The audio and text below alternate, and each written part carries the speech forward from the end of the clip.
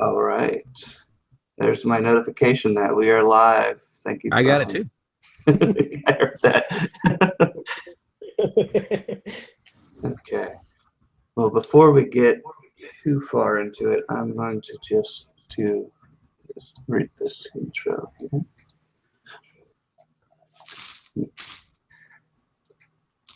The endless sea of stars punctuate the bleak dark of space. The faint light of the sun's eclipsed by Bastion's massive roiling figure a million miles behind you. There's a certain peace here in the vast Calder expanse, the kind of quiet revelry and idle foreboding that only seems appropriate for what is effectively a graveyard. Ancient ships occasionally dot the horizon, listing upright like the tombstones they are. Remnants from a forgotten war for a forgotten cause. In a better time, this would be a sacred place, but for now, it serves a different purpose.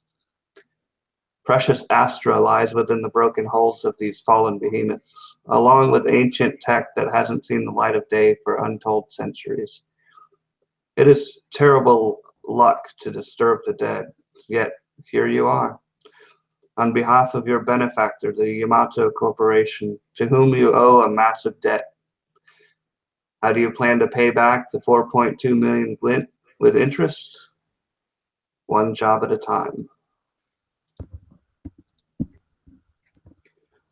And as we open in the vastness of space, I would like to think that Rixton, you're probably at the helm of the Godless, your small but functional ship.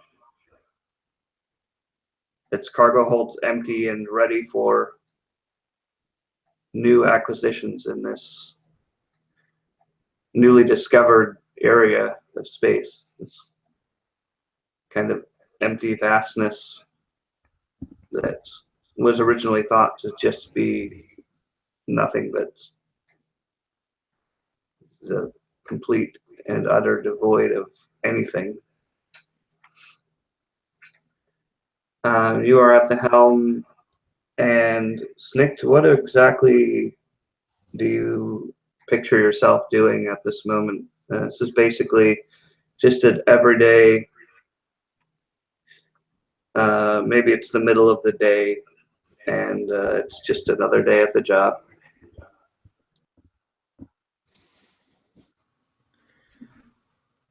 Snikt is looking out of the viewport, and he can see he's almost misty-eyed as he turns down towards this small, seem to bother a lot of people, but if people that do see him around know that he is always reading this little book that's got maybe, I don't know, 50, 60 pages. It would be, you or I would recognize it as like a table, as an end table book, or a coffee table book, as it were. And it's in a language that everyone understands. It's in common. He's just leafing through it, and the title of the book is just, it's in fancy font, and it's 1001 Ways to Kill a Man with Your Bare Hands. And he's just casually leafing like you would any old coffee table book.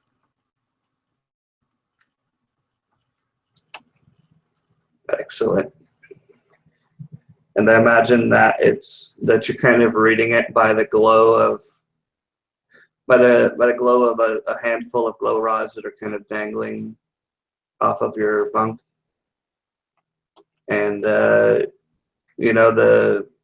occasionally through the windscreen you can see the sunlight every once in a while peeking over the horizon of Bastion and glinting off of all of these ships. Rixton, What are you up to at the helm? No, Rix is certainly looking over the vastness of space. He kind of always seems to do that.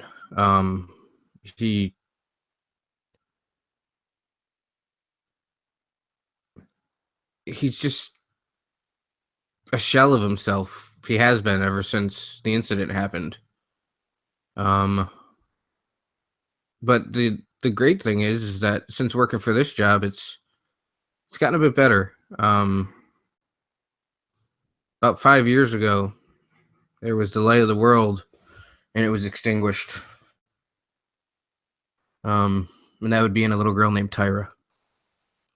She was just trying to be like her big brother and move the Astra through her body, just like he does. And he warned her every single day, or I warned her every single day, that you got to make sure you're using the right kind of Astra, or it could be really bad for your body. But she just wanted to be like her big brother and use the red Astra, the most volatile out of all of them. You don't choose the Astra chooses you. And he's one of the lucky, and I use quotation fingers on that, to be able to control the red Astra, and she couldn't, and it destroyed her, literally melted her. So I mean, he cries out, and he says, "Tyra, could you run a scan of the area?" Yes, brother. And every time he hears that, it's still just chilling. It hasn't been long, maybe only a year's time. But yeah, the company in which we work for. I'm sorry I caught it, but it wasn't great. They were able to garner her consciousness out of the mask that they kept of his sister, and they were able to turn her into an Specter, and he jumped at that chance. Hence the large bill that has been accrued. But he doesn't care, and he says, "Yeah, scan for any Astra you can find there, Tyra. We gotta do some foraging today." Scanning area. And as you can see, she's kind of this blue ethereal shape, almost hard to distinguish human features from it, aside from the vague shape of the body. Kind of the bright white eyelidless and pupilless eyes just kind of darting back and forth as if she's dreaming. And something strange begins to happen that you've never seen her do, let alone any Specter do. These orange tears begin to spill from her eyes, and she begins to weep uncontrollably. And you can feel the ship kind of shudder for a moment as your controls get locked out, as the engines begin to spin up. You're heading in a direction that is most definitely not what you had plotted. Tyra? Tyra? What's going on? And he points towards the other direction. The wreckage that we're supposed to check is that way. And she's just kind of, this projection of her being kind of curls up into almost like the fetal position, and she just begins to sob uncontrollably. She seems to almost ignore you as her aura changes from the typical blue to more of an orange tinge. And you hear the warning sounds, the klaxons of a red alert blare through the ship. And Snick, you would hear that too as the lighting changes from the normal dull white to this red lighting, and it's rather alarming. You didn't expect to go to red alert here. How do you react to that, Snick? Snick snaps his book shut and folds it away underneath the pillow of his bunk and lets out this long sigh that is accented, magnified even by the hiss of the mechanics that drive his breathing, as he has this breathing apparatus strapped to his shoulder, his left shoulder and neck. It's just this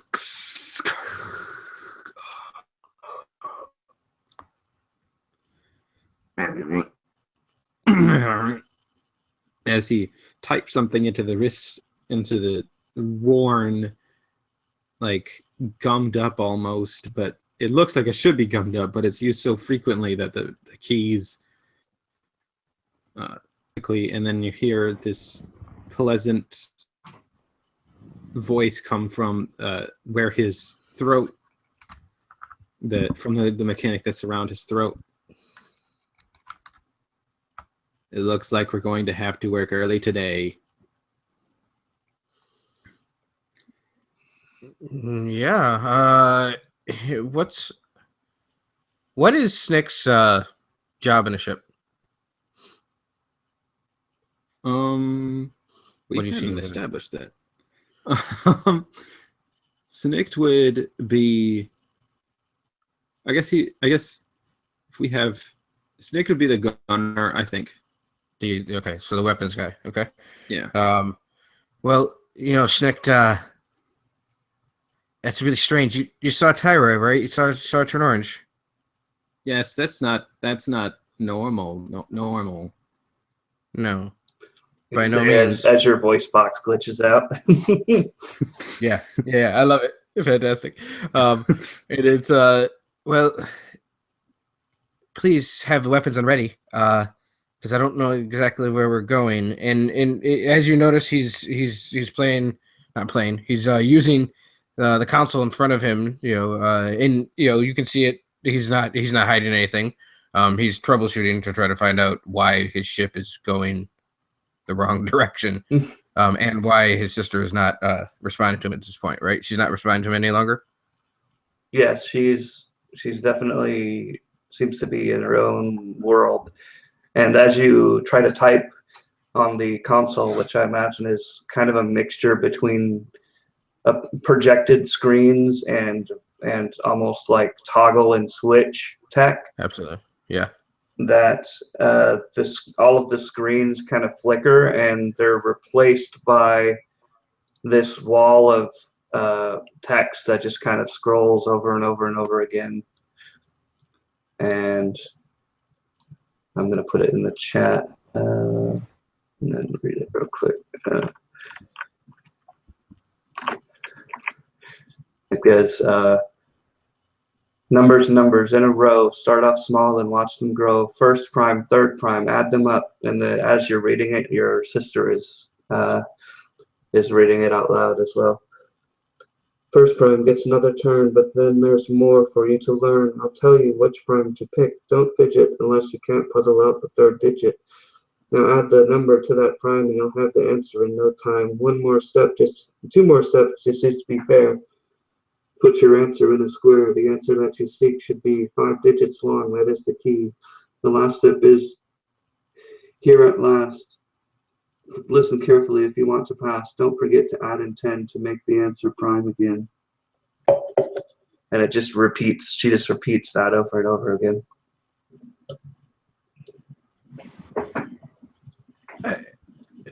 Tyra, are you glitching out? Numbers Ugh. in a row. Start them off. Like every time you ask her anything, she just starts over.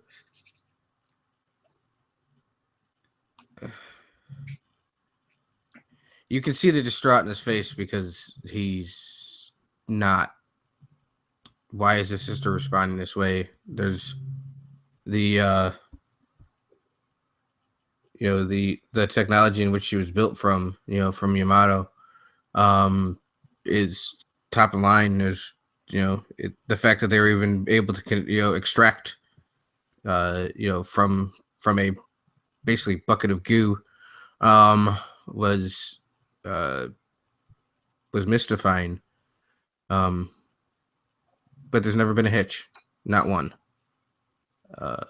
She's the best pilot that he's ever come across, and it's his friend. Nothing against Nick, of course. But he loves that book more than he loves anything else. So it's certainly he looks over Snicked and goes, does that sounded like a the hell was that, Snicked? Well, Tyra doesn't like to joke. So Yeah. this doesn't. Nope. Points at the screen. Nope. Yeah. She is straight to the point, but that's in her programming. I actually asked her to be that way. It's something that's taken over the Specter of her ship. It's blatantly obvious, don't you think so, Snicked? Yes. Do we have? He looks out the viewport. He's looking at any kind of surroundings. Is there threats, or is it just open space? We're looking through the basically the front of the ship. Yeah, the viewport of the bridge, which is probably more of a cockpit. This is not a huge right. ship. Yeah, but, that's true. Yeah. You can see that the speed is getting alarmingly fast. The ship does seem to be pretty nimbly able to get around all of these hulking dead ships that are around the area, but it does seem to be dead center in the distance, this orbital platform that seems to be growing larger with every passing moment. And if I remember correctly, Carl, you said this is the first time we've been in this area? As far as you know, this is the first time anyone's been in this area. This is very old tech. All right.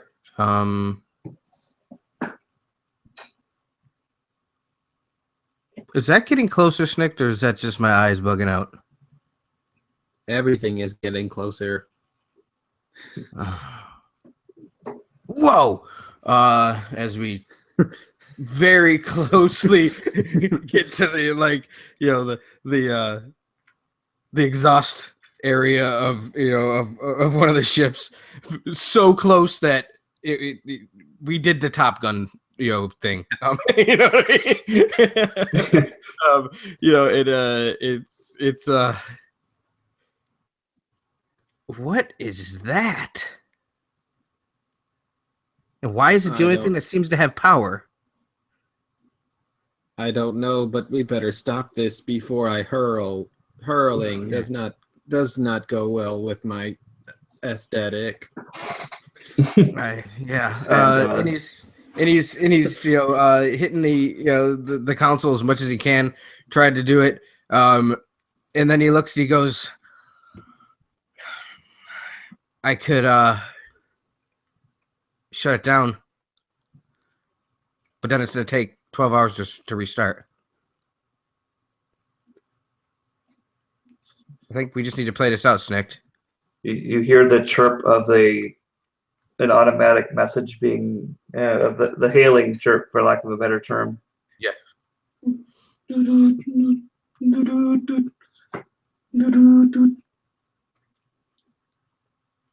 you answer?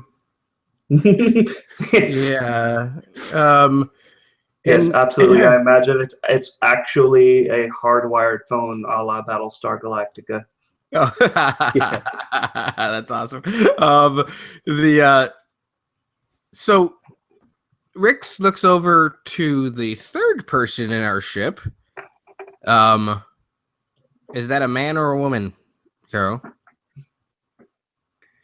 I'm making this person our It's- communications person. Sorry. I'm sorry? I'm going to make this person our communications person. Okay. Well, to call him a person is probably a little bit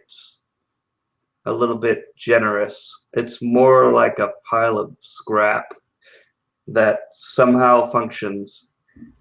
I kind of imagine if you took the most beat up droid from Star Wars and then you made it look more 80s, that's kind of what it would look like. That's awesome. That's And fantastic. he's got like these crazy neon colors, color schemes going through over his body. Everything's mismatched.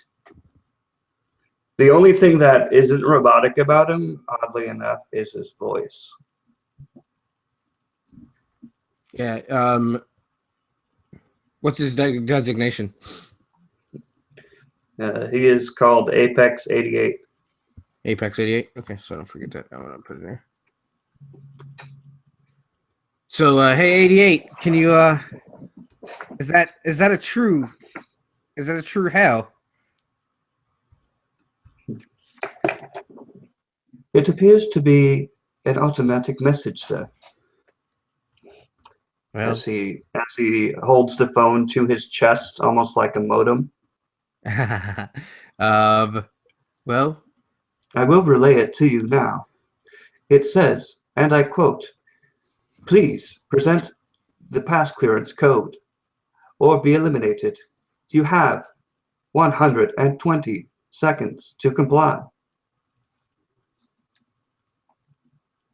Oh my, that's rather alarming, isn't it? that's incredibly a short amount of time. Is anyone here very, very good at math? Well, Tyra is, but she's not available at this moment. Well, let's start. I start looking at it. All right, first prime, third prime, then square. Don't get... This might require some Googling out of character. Yeah. I do realize people don't instinctively know prime numbers. Yeah, Well, the first part is 1 and then 3, and then you add them up, so that's 4. Squared is 16. Oh, And hold then on first- one sec.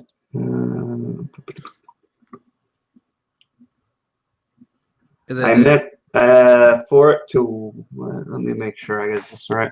I think I ignored the fact that the first prime is actually 1. It's actually second prime.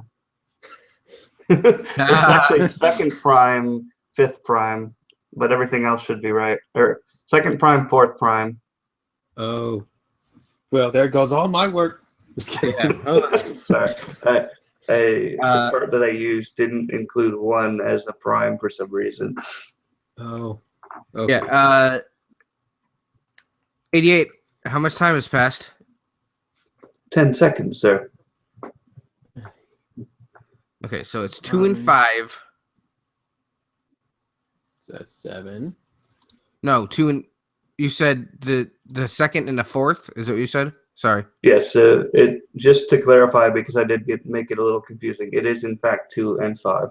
2 and 5. Everything Okay. else should be right. I hope. Yeah. Okay. 5. Okay, so it's 2 and So 5. 7 squared is 49, and then add 5. Or no, add 2 again. Right? Because you said first prime gets another 10, which is 2. I'm sorry, it should be 1. I definitely fouled this one up. Okay. So 50. Add the number in that prime. Add the Wait. number. Add a number. Oh, the number. unless he's not adding it. So it's 505 would be those 3 digits. Right. 505. The next step would be to put it in a square. So what's the square root of 505?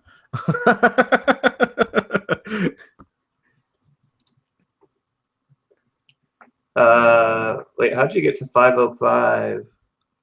Okay, so All right. 7 There's squared is multiple 49. ways to take it for sure. Okay, hold on. 49. First prime gets another turn. Oh, that's the one. 491. My bad. 491.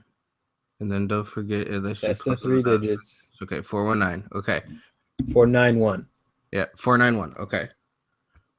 And then 491, that's going to have to get squared. It should be a Google search away if my Google machine would work. Okay, I'm just going to use the calculator on my phone. 88. Yes, sir. How much more?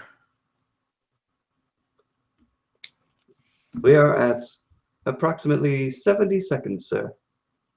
Oh. Do you have any insight, 88?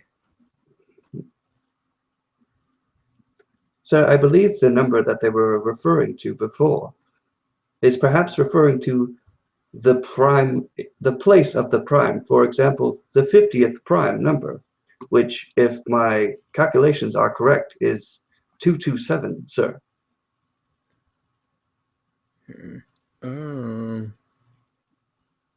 There's a reason I haven't scrapped you yet, 88. Okay. So 227. 227. Wait, oh, does that help me? There it is. Square. Oh, God. 50 seconds.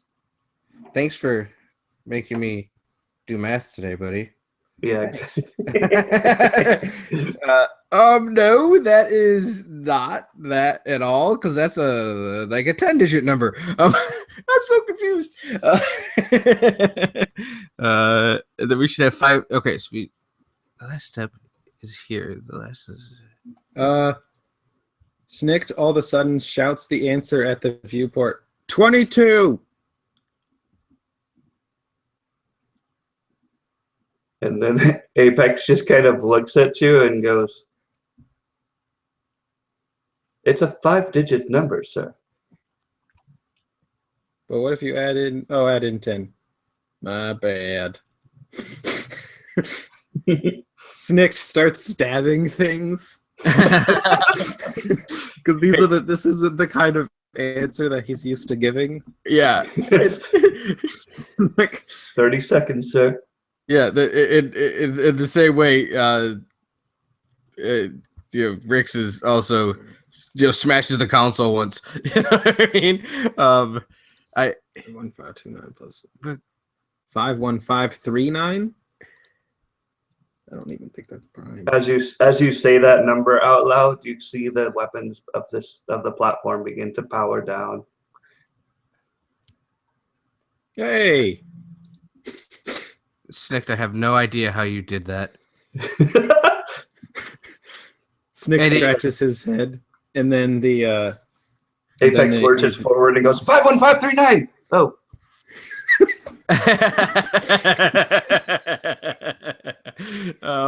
And then Rick's head, rests on the console and just rubs the console for a second.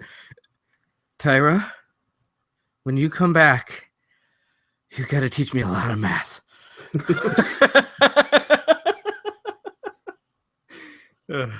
Snick looks around and says, She's no longer repeating the puzzle. She's just kind of quiet, but as if to comply with what you're saying, the ship begins to slow down to a much more reasonable velocity. And the docking sequence seems to begin, as which involves essentially, I think in my mind anyway, this facility kind of looks like Deep Space Nine a little bit, like it's got all these spires around it. Mm-hmm. And she's kind of taking you vertically onto one of the spires where there seems to be an airlock. And you feel a slight jolt as the maglocks engage. And Tyra kind of flickers off. And the ship seems to go to emergency power. All right. Tyra, can you respond to me yet? A pathway illuminates to the airlock. And Rix turns to Snick and goes, I think we're going to have to really do this one on our own. I don't even think we're going to be able to talk to Tyra while we're out here. Tyra, are you there? You There's no hear answer. the servos of the lock disengage. Very unsettling, Snick. Snick looks at I forget Rix? Yeah, Rixton or Rix. Yeah, Rix. yeah. Snick looks at Rixton, and as he says this, he's wrapping a giant wool scarf it's like a black wool scarf, but it's like crocheted, and he's wrapping it around his neck in his voice box, and you can kind of hear the voice get a little muffled as he does so. But the most important part is the breathing is a lot quieter. And then this the constant hum and hiss of the breathing apparatus gets quieter, almost silent. And then he walks over to the footlocker at the end of his bunk and pulls out this worn but very, very gently taken care of carbine with it's a red carbine that's like been painted red with a black cylinder attached to the end of the barrel. And he straps it to his back, and he puts on his coat, and you can see that the telltale signs of another apparatus strapped to his wrist inside the coat. You can hear it start, and just this little hum of some minor electronics in there, and is like deeply, it's like a soft hissing sound. He looks at you, and he kind of blinks, and then you hear this robotic voice.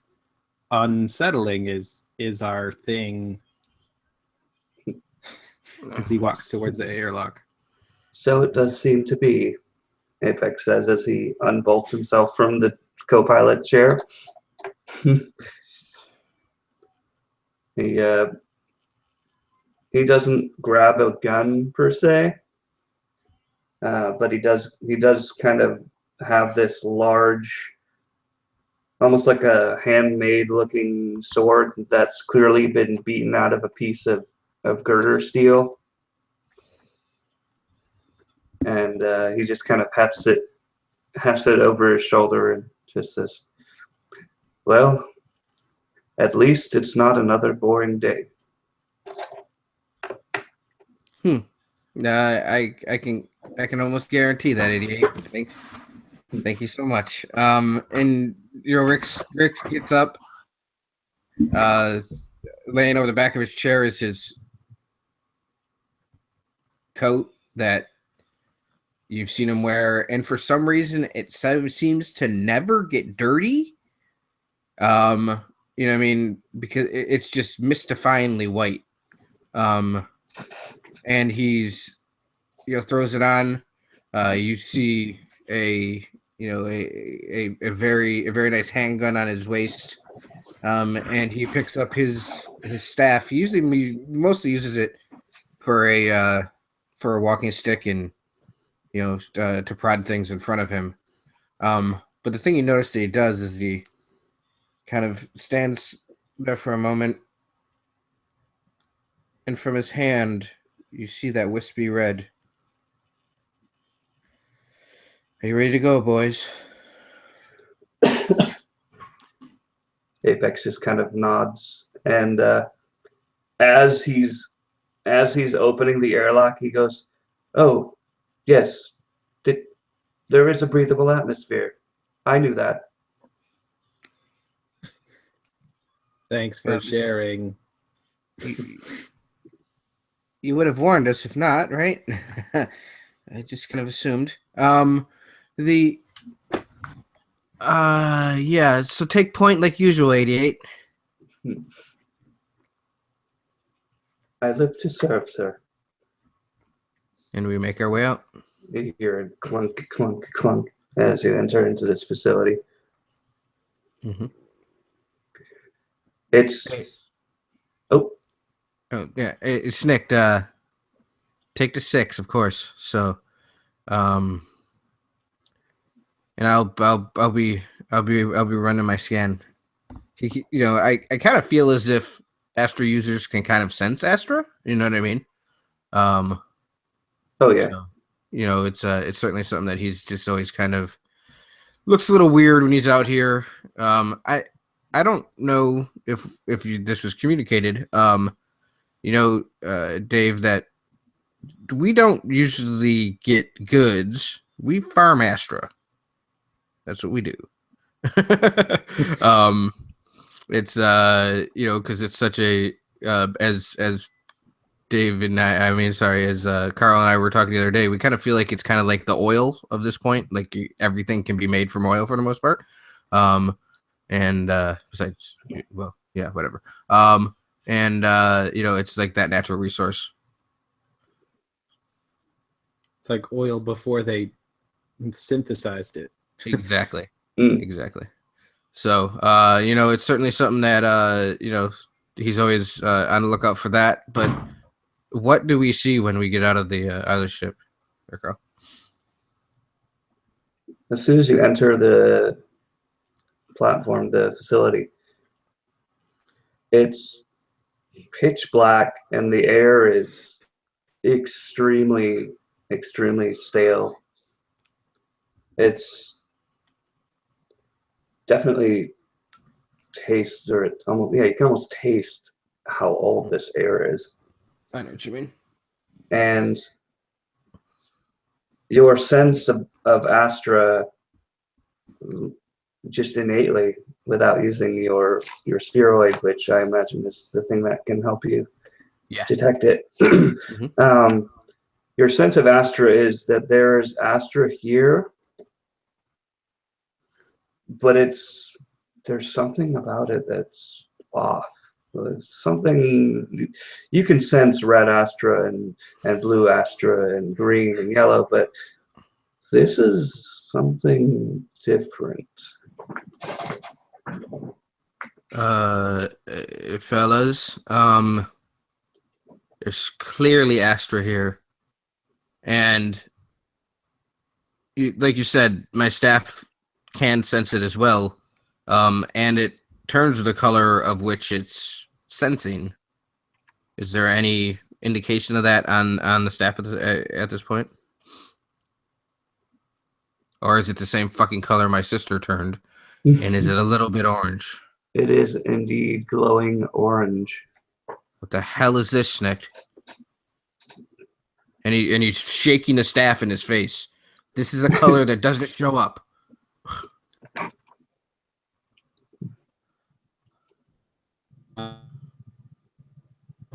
One moment smells weird.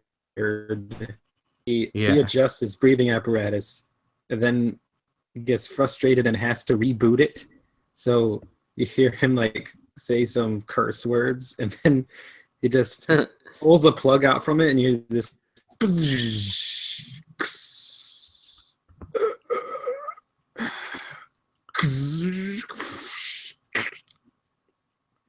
I hate that. Um, this is very, but also very lucrative. Very much. If we found a new set of Astra, a new type, we'll be able to pay that off in one trip. And you know what he's talking about. Which for him is very important because he doesn't want to work anymore. Not right this capacity. Right. He doesn't want to.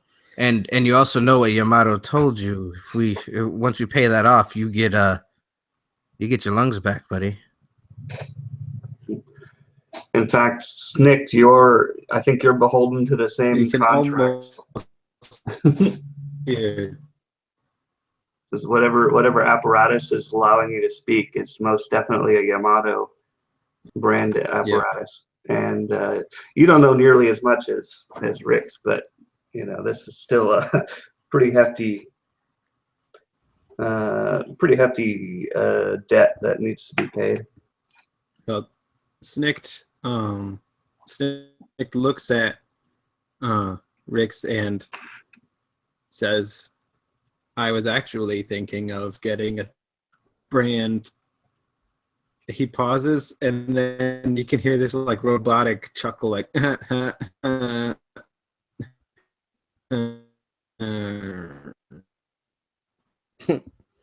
sorry. Do you know a brand like? And then he's yeah, and he looks at him and he goes, Do you know the number, Snick? Do you know the number that's attached to us? I know I've never shared it with you before, but I'm willing to do it now because I'm telling you, if this is true Orange Astra and it's a different type of Astra, you're looking at the two richest men, and 88. You'll be the greatest looking droid you ever saw. But we're looking like $5 million, bud. That is an accurate assessment. Based upon current conjecture, I would estimate the value of a new Astra type to be 5.3 million glint. And he looks at Snick and goes, that leaves about 200,000 a piece. And then we can go do what we want. You can go and retire on 4-7 like you want to, and I will and he kind of gets, you can see it's like that wanderlust in his eye, and I'll get my sister back. That was part of the deal. And then he very, very nicely looks over at 88 and says, you know that's what you're for, right? In the long run. She's going to be put inside of you. Yes, I am well aware of why I was made. And he kind of slumps over like the butter robot from Rick and Morty. Like, I can't believe this is my only function. Yeah. It's awesome. Well,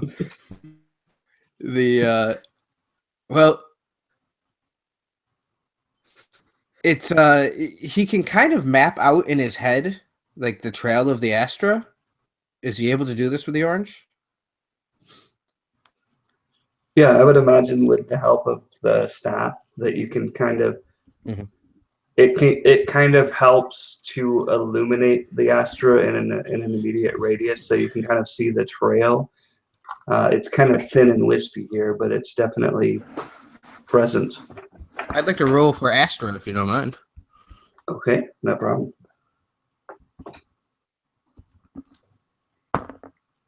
Yeah, it's like you said, very wispy and and not so determined. I'm getting just a little bit of I got a 7.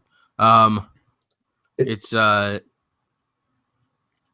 it's It just seems the to, breadcrumb, fellas. it seems to be evenly distributed, almost as if the ship is very, very old and all of the Astra has evened out over years. I think we should see if there's a container like there is in every ship. There's got to be something that houses this Astra, unless that's been breached, because I kind of see it everywhere.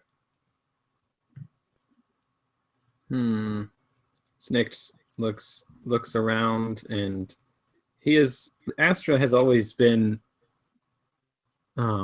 he Endeavor liked it.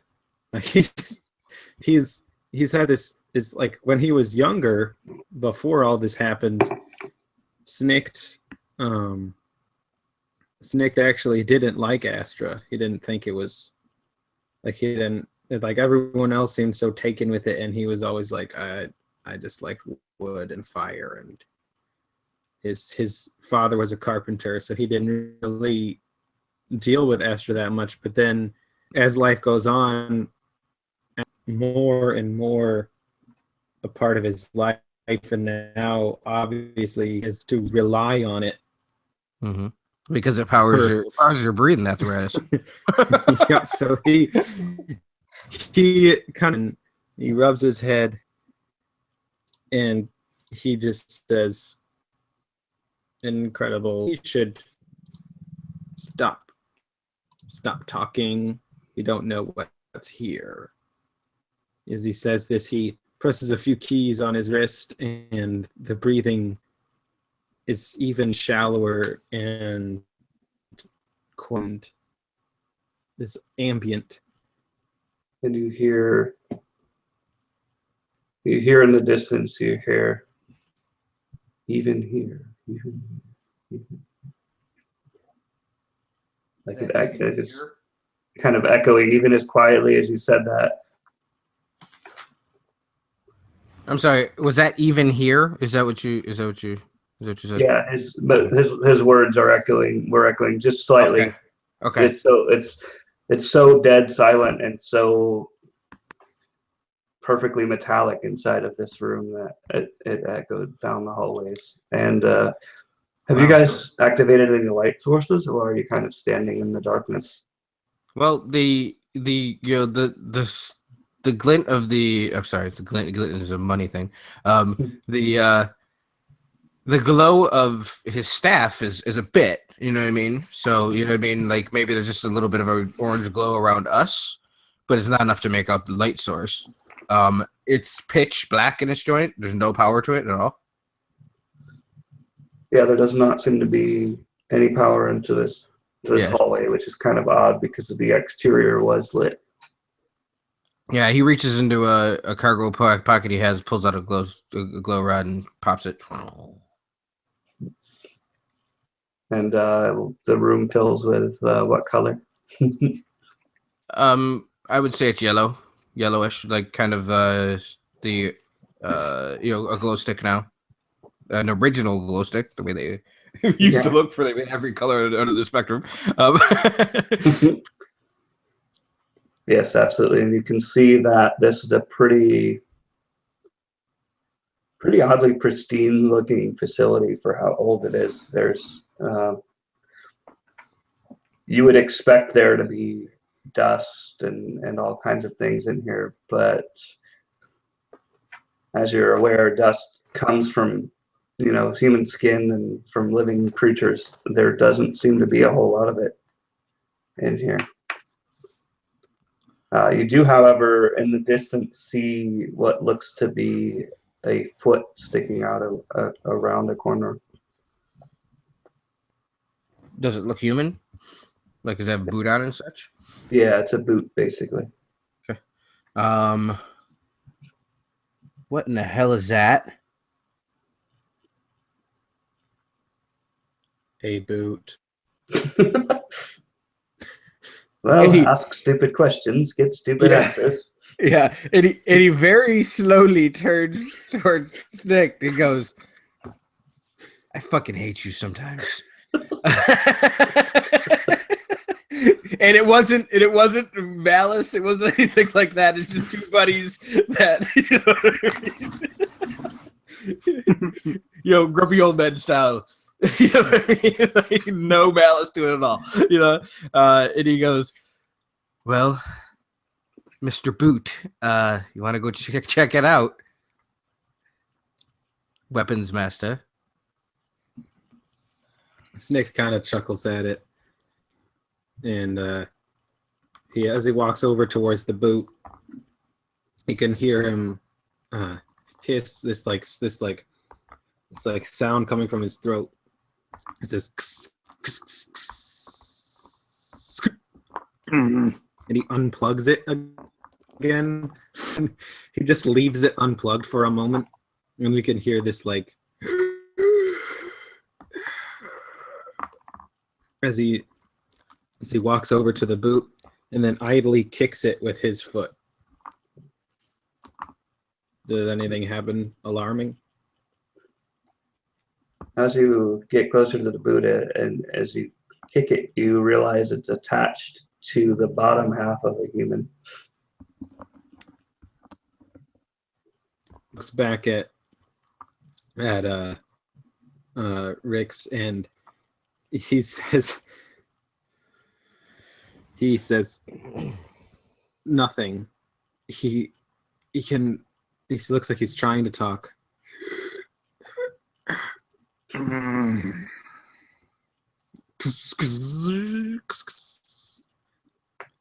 Hurling is bad for my aesthetic. And he starts to walk over to you and shake his head. You get it's a pretty grotesque. It's a person that's been basically bifurcated in half by a piece of the hull that had broken off. Oh. And Rix has seen the worst thing that in his head that can happen to a human being, his sister melting in front of him. So he's pretty much got a ironclad stomach at this point. So he goes over and takes a look and goes, "Man, that truly is unsettling." It's kind of his thing. It's kind of his word. Wow, it looks like it was Mel. And he's he's going down and inspecting the body. Does it even have a smell or anything at this point? It's pretty well mummified. It's pretty well mummified. Okay. Any distinguishing marks to it? Any badge, anything like that? Anything anything that looks like it might be military, anything like that? It looks like he was wearing a scientist's coat, and his badge bears the name of a company you've never heard of.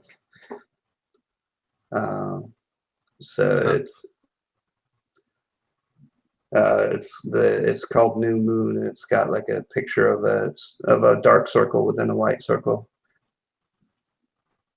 All right. Is that removable? I'd like to take it. Yeah, it's just a lip pal. Like you can pop it right off. Okay. And as you do, the skull kind of slumps over. Sorry, I missed that. Whoa. Oh, you just turned into real life Distortomatic. Yeah, you just turned into your breathing apparatus for real. Way robot.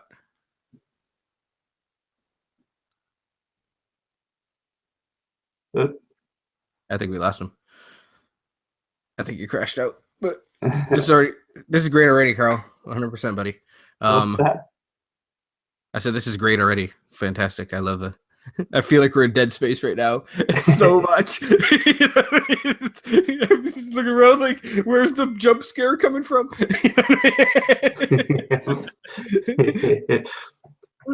The other thing that stands out to you is this piece of hull. Like the rest of the hull is pretty pristine. Mm-hmm. This piece of hull looks like it was ripped off of the side of the wall and just kind of You can see where it was taken from. It's almost as if it ripped off the wall and went diagonally across the room into this guy.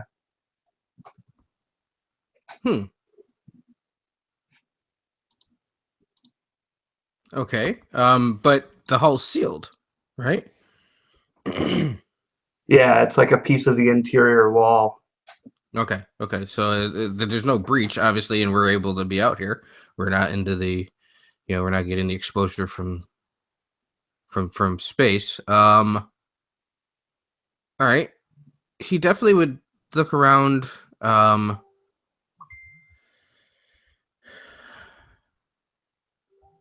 Yeah, that's definitely Oop. very interesting. Do we have you back, Dave?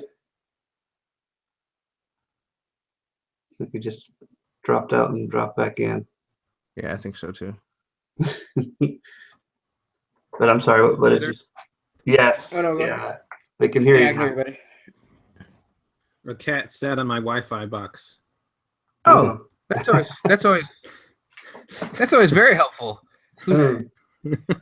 That's the cat's ass. Ah! The internet was like, that's one too many cats. Yeah. I love cats. That's the one. That's the one right there. It broke it. Oh shit, that's hilarious. I don't think you missed much, Dave. This body is mummified and bifurcated, and it looks as if a part of the interior wall was kind of ripped off and thrown across the room at him. Yeah. I would like to. I'm gonna do that. No. I was thinking about doing something, but I don't think that's right. Makes much sense right now. So I just look back at the fellas and I go, well, let's move along. We should try to see if there's a power source here, because if we can power up the entire ship, it'll be much easier to see. 88. I know you have a bit of scan technology in you. Do you see anything that might have that type of signature? Let's see. I think I'm going to have him roll. Probably just this perception. And what did you want him to try and find? Well, usually you could call back to his sister, and she would do these type of things for her, for them. But 88 does have the ability to do a bit of scanning, for power signatures and such, to see if there's any power signature he finds. He points to the wall, and you can see there's a little bump along the inside wall, and he says, "That's the power conduit." Well, if we follow it one way, we've got a 50-50 chance of finding the source. Well, you've gotten much better at math today there, 88. And he just kind of looks at you. His face is completely blank. Yeah, just deadpan. and not that I did. Thanks for that, Snick. I don't know how the fuck you did that. That was just strange. But yeah, I go, well, let's leave it to chance then. And he pulls out, I assume there's glint coins or whatever. And he goes, let's say this is heads, and he points to the glint symbol, and then there's nothing on the other side. So he flips the coin, and let's see. It is what would be considered heads. So he goes, all right, I guess we're going right. And we go towards the right direction, if there's such a thing. Okay. He's gonna hang back with you guys, like he'll follow, but he's going to hang back and move from shadow to shadow. Not a problem at all. He also turns to the group and says, I hope you understand that turning on the power is possibly the loudest thing we could do right now. And that thing, he points back where the dead body was, ripped off a piece of the wall. Something ripped off the piece of the wall and threw it at a person. I don't think I would like to be found here very long. I can totally understand that they're snicked. And then the red aster comes out of his hand very aggressively, and he shoots that part of the part of the ship that came off, and he uses chrono burn, and it just deteriorates into dust. It's not going to be a problem, my friend.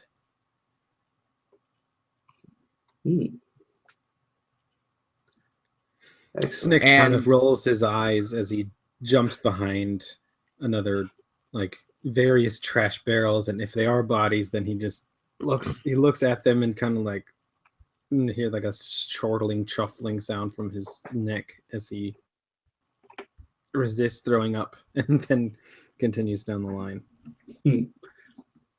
Okay, so you guys are heading right, which kind of takes you down this hallway. Either way, it's kind of a long, bending, semicircular hallway.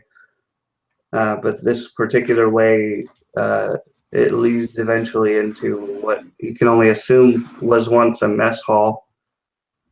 There's rows and rows of rotten food, and otherwise the room appears to be empty.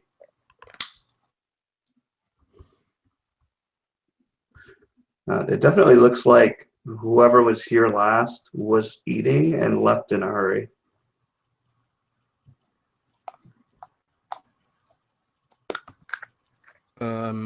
That's interesting.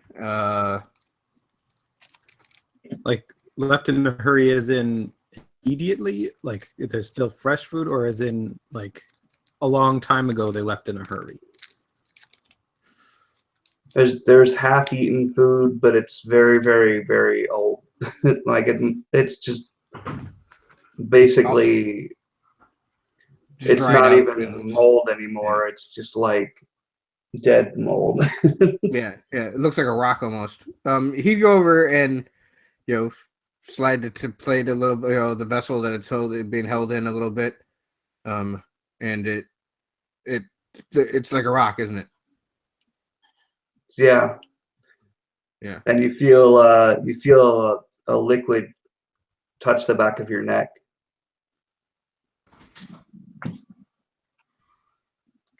And then another drop.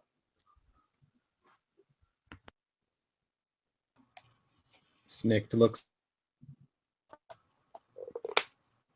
As you kind of crane your head up, you can see that there are 5 bodies impaled to the ceiling with various looks, their mouths frozen in permanent screams, their mummified figures kind of contorted. Right. I would say that Rix is the first one to look and go, "Don't look up, Snick. Don't do it." As we know, because you've only told me a million times that if you were to regurgitate, it would be very bad. Don't look up. Snicked is busy ripping off of the throat apparatus and the scarf from his neck, and over a chair for balance, and you can hear this like just sickening wet sound as the vomit comes through his throat hole. There's this gaping hole in his throat. Just this vomit just like shoots out of it like a hose. Sorry. It coats the chair and what's behind the chair in fresh vomit, and he takes out. I would imagine we'd have some kind of drinking water with us, and he pours it over his neck, and as quickly as he can attaches the breathing in, because basically holding his, which I can only imagine is painful. And he reconnects it, and you hear this urgent beeping sound coming from his wrist just as he starts to adjust it, or just as he starts to reattach it. And he slumps to the ground for just a moment, and then his survival instincts kick in, and he finds the darkest place as he readjusts everything and just keeps hiding. And he also, you can hear his voice.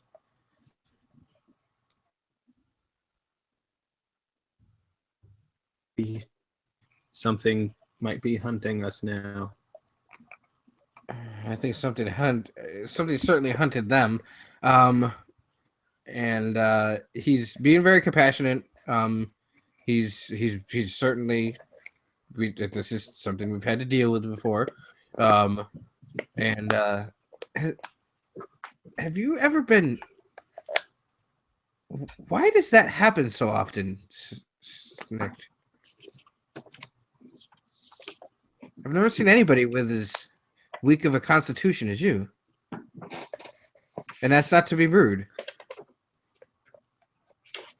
I just like blood. Everything else is fine.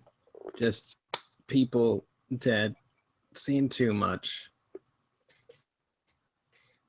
And you can't see this, but his eyes glaze over as he flashes back to watching people get murdered in front of him in the mines where he worked for so long.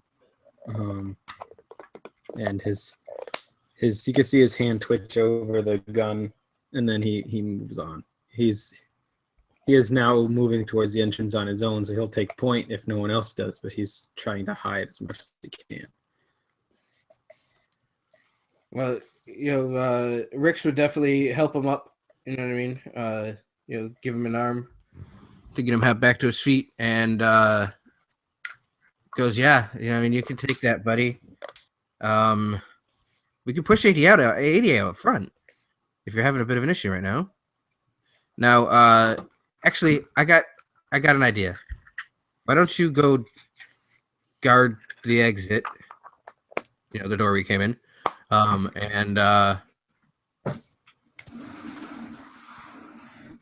Why does it sound like you're loading something for real? Anyways,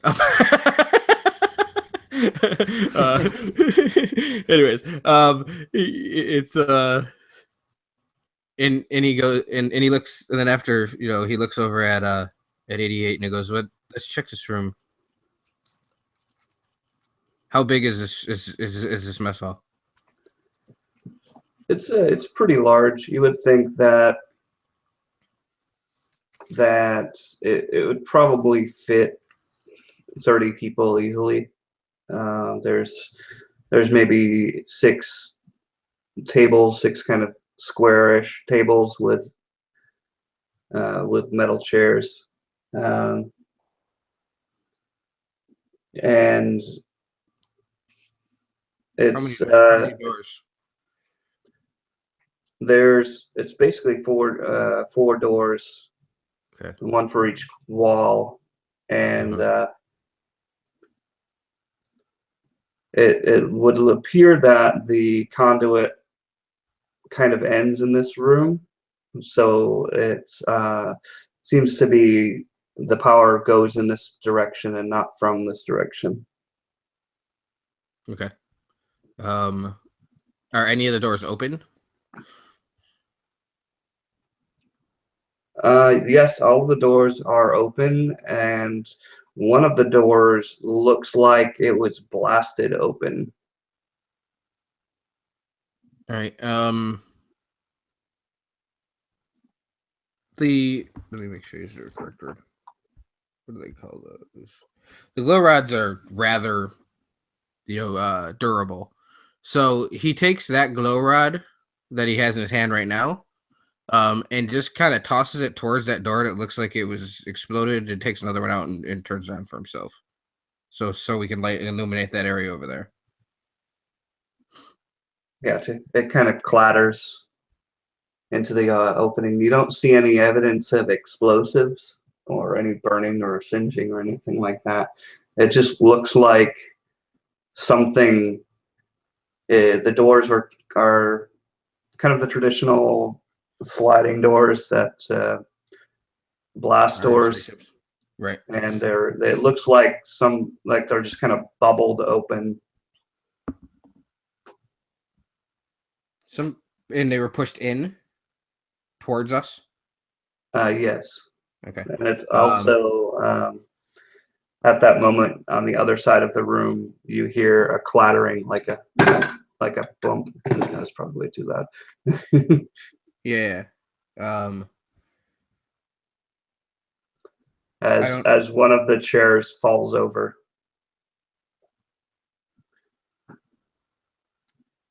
I turn my arm that direction. Is it just a chair? It is indeed. And Snicked is at least 30 or 40 feet away from it, facing the other direction. All right. Can I roll perception to see if I perceive anything else? Yeah.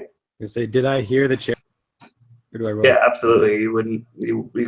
It'd be very difficult not to hear that. Okay, so now I would be turning to where the chair is. And I have my carbine out and up, and I'm still hiding. I'm trying to like behind a table or something. Mm-hmm. As you peek around the corner, you just see a chair that's fallen over. One of the cups that's on the table 14. kind of rolls off of the table that the chair was on. Chairs don't fall over by themselves, Snick. You almost could Yeah, have like I said, sworn for a brief second that you saw a faint outline, a faint orange outline, but now it's nowhere to be seen. I look It's at my almost like staff. that- Did it glow? Did it go light brighter for a moment? It did ever so slightly. It's almost like when you're in a dark room and you see a shadow move and you're not sure if it really happened or if it's just your eyes trying to adjust to the darkness. Yeah, In fact, there's a slight pulse Snick on the is so staff. well hidden that you don't actually know where he is right now. Right. We're not alone. There's definitely something on the ship. It's the. Did you see my? Oh my god. The. Let's move on towards the power source. I'm telling you, if we power the ship, it's gonna be much better. You don't hear Lead the way, anything. 88. Snick, you're in the doorway, correct? Yes, Nick, near the room. But if they start to leave the room, across the room, hiding behind tables, Well, if you're moving as quietly as he can. So you were in the you were in the room? Yeah, I was in the room near the exit. Okay. So as you guys turn to head out of the room, just as you're about to enter into the door, it slammed, like all three of the remaining doors slam shut.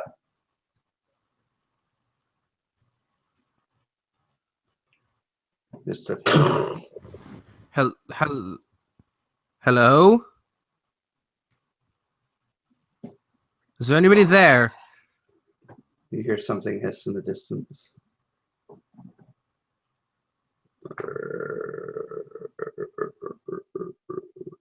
The groaning of the metal, but otherwise silence.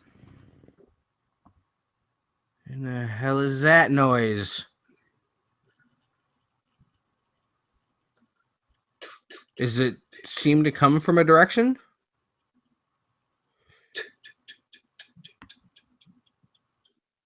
You hear it coming from the open, the only door that couldn't be slammed shut, the one that was blasted open.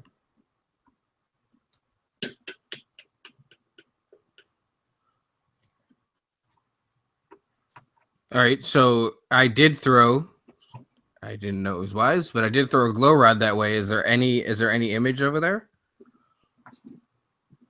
You can see through the door the sound seems to be the door trying to close and jamming. The mechanism itself just going trying to close the door. Well, I guess we have a direction we have to go. First, sorry. I go over and try to open the door that's closest to me. Can I open it? Okay. Are you just trying to brute force it open, like with a strength check? No, yeah. First he just tries to open it like he would open any. Were these doors that swung open, or were they just slide doors?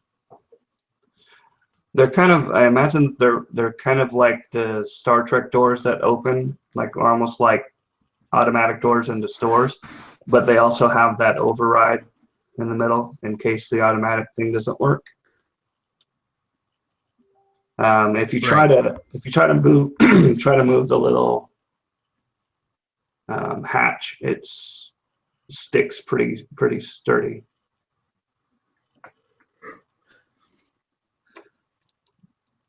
Yeah, I think we've been. And then he thinks for a moment, and he thinks he could burn this one. I mean, I can make it so we can go anywhere we want, but it seems as if something wants us to go a certain direction. Yeah, you would have no problem opening these doors. It would just take time. Right. Snick looks at Rix, and then his eyes kind of narrow, and he says, if something wants us to go that way, I don't think we should go that way. And he starts approaching one of the closed doors.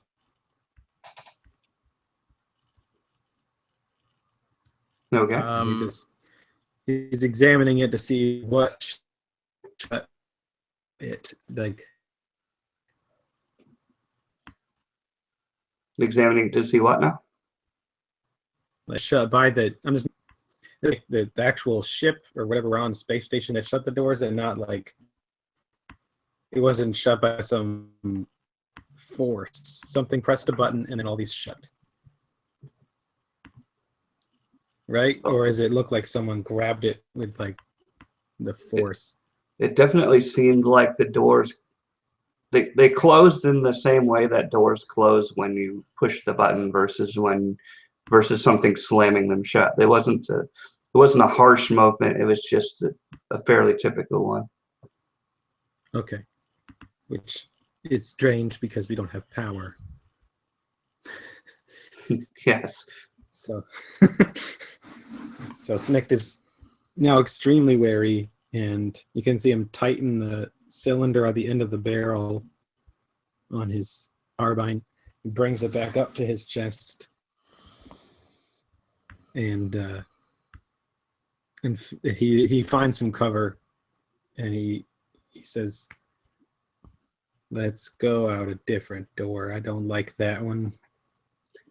He motions towards the big wide open hole in the wall. I agree, buddy. Lead the way, 88. Where would you like me to go? Towards the hole. Oh, I see. You do realize if I'm destroyed, you can't put your sister in me, right? Oh, never mind. Yes, 88. Yes, 88. I'm fully aware. He just kind of lumbers forward with his sword drawn.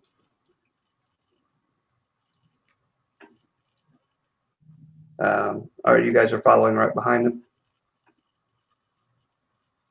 Is that correct? A little bit more behind. Buddy, what was that? Are you following directly behind him, or are you letting him venture forward a little bit? I would say that we're certainly or at least Rix is.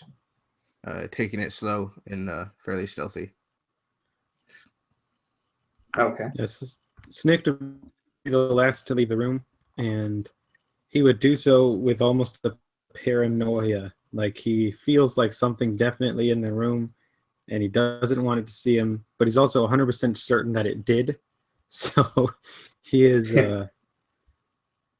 just moving from table to table, paranoid, but not actually shooting the gun. He just very often almost shoots it and then just doesn't, at like random things, just like you would in a horror setting. Just You can definitely feel like the hairs on your arm and the back of your neck standing up. The other thing is that the life support isn't on, so it's very cold in here.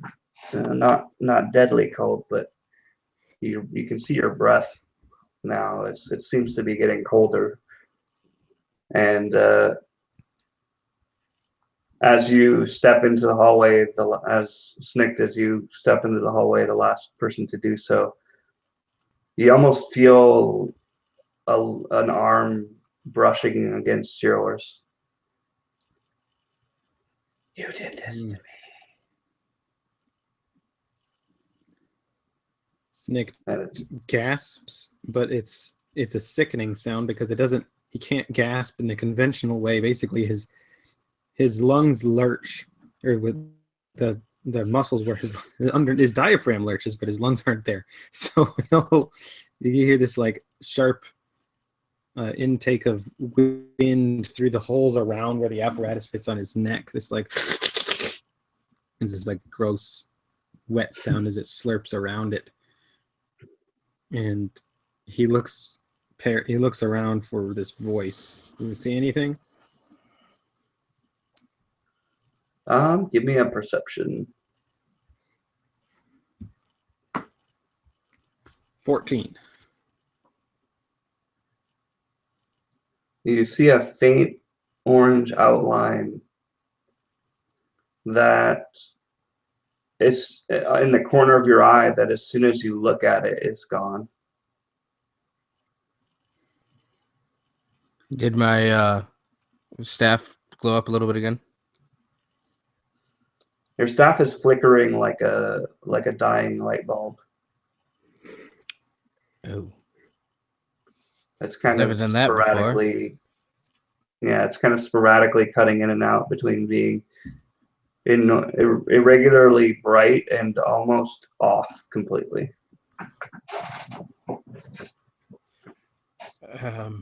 Wow. As he we went through the hole where I threw the glow rod, right?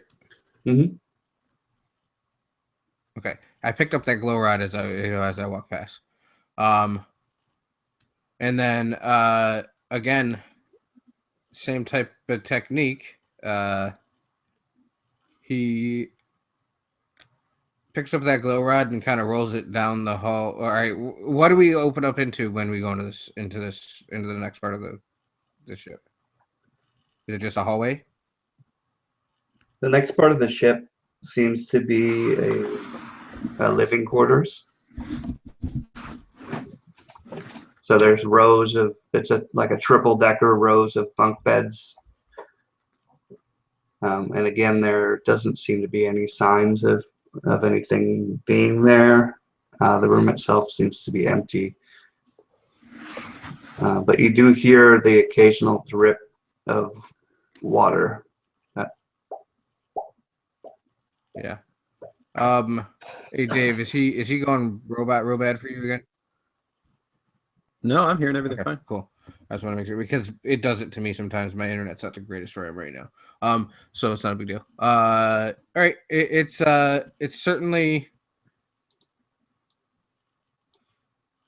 he rolls the glow rod towards his right again, to illuminate that side of the room, and then kind of walks towards the left. If I heard you correctly, it's like a barracks. Is that what we're in right now? We're like the sleeping quarters. Yeah, it's like a barracks with triple decker bunk beds, and it's kind of like that and a locker room. You can hear dripping water. And when you Mhm. throw the glow rod, it audibly splashes. There's about an inch of water on the floor. Oh no. Okay. Well, is there a door? There must be a door to exit from here. There is, yes. Is it on each end of the room, or is it on one end? It's on the. You'd have to cross through the room to get to the next door. And then there's also a door that seems to lead to a locker / shower type of area.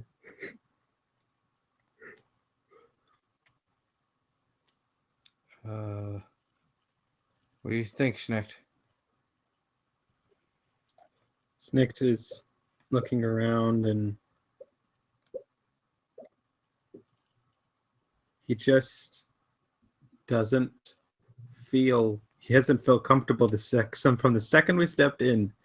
But he is moving around, exploring the room a little bit, trying to be as quiet as he can. He is still certain something is chasing them, something is hunting them, and something wanted them to come this way. So he is not happy, but he's just moving stealthily around. And then when he gets closer to Rix, he says, "It's best that we keep moving." Well, I chose the direction last time. Which way do you want to go this time? So there's By no means a dictatorship. How many ways are there out of the room? There's One an way out, open. and then it looks like we can go into a shower. There's an open door to a shower area, and then there's a closed door, but you can't tell where that goes.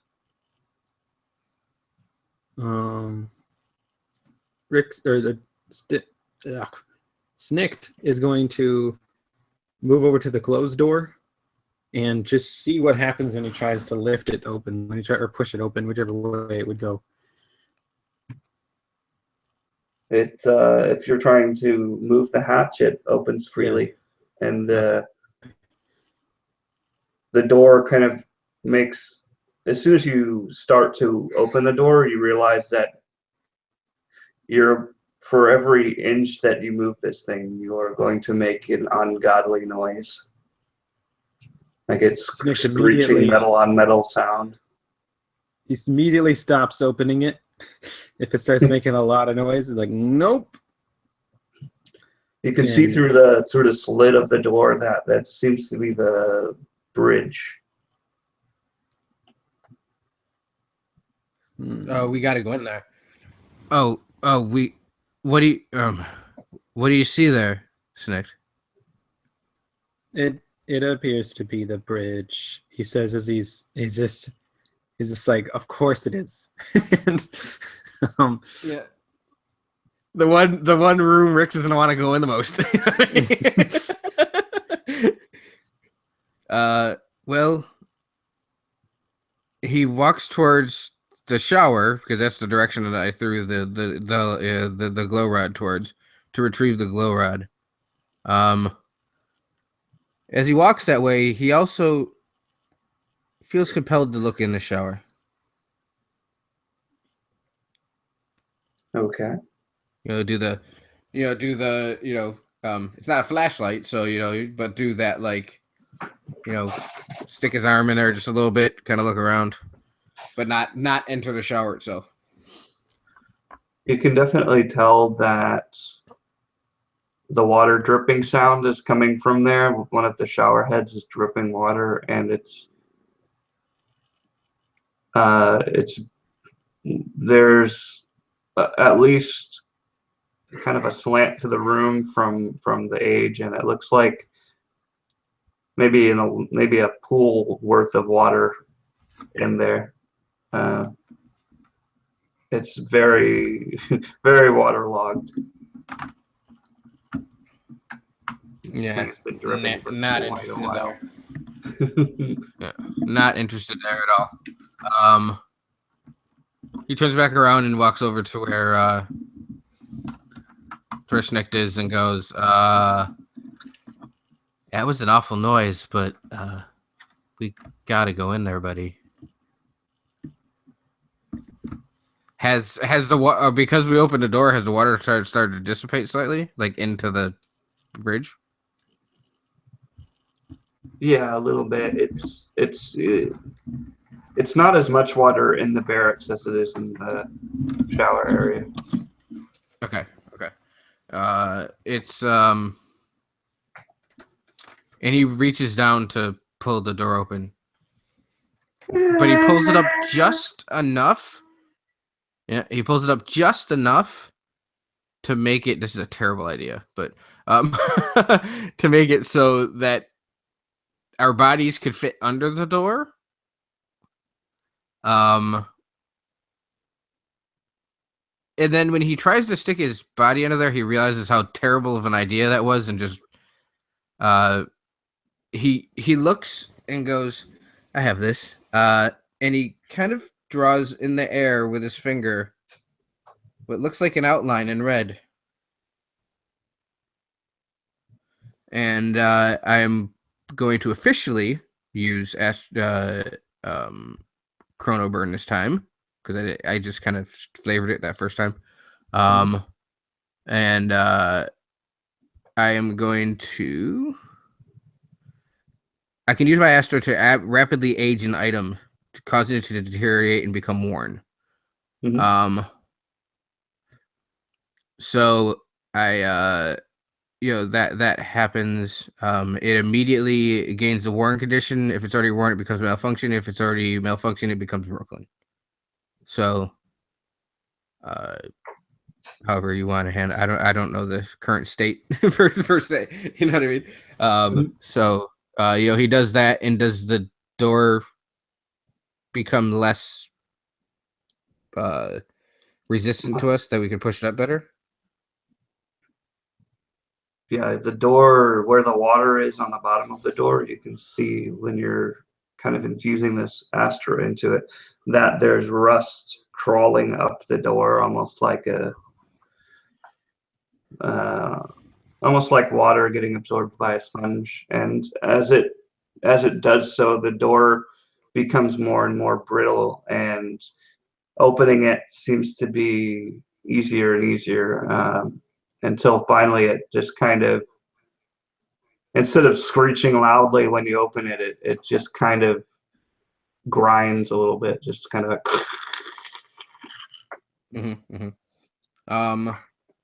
And after he pushes the door open all the way, does it stay there, or is it going to fall back down? It doesn't seem like this as the spell continues, it seems to almost fuse, much like rust does. It kind of fuses the metal in place. Okay, yeah, and that was what I was gonna do at the end. If it seemed like it was gonna fall, I was gonna use that last little bit of the Chrono Burn just to kind of weld it there, per se, so that it wouldn't fall down. And all right, yeah. So, and just so you know, guys, I'm already at my Astroflade limit. Nice. So all from here on out, it's gonna get interesting for Rix. So, and he takes the second of the two glow rods and tosses it into the bridge so that it's illuminated. The glow rod clatters on the ground, and you can see that several of the bridge crew have been skewered through with various objects, basically stuck to the wall, and you can see one of them has had their head smashed into the view screen. There's a fine spider web of cracks between you and the vacuum of space in this room. And if you choose to step in, who would do so? If I choose to step in, and I'm sorry, it went bad for me. I was just saying, whoever if someone does want to go in, who would go in first? Okay. Hello? Is there anybody in here?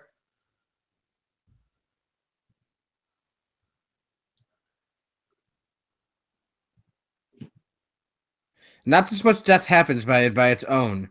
If there's somebody in this room, I suggest you identify yourself, and both of his hands turn red.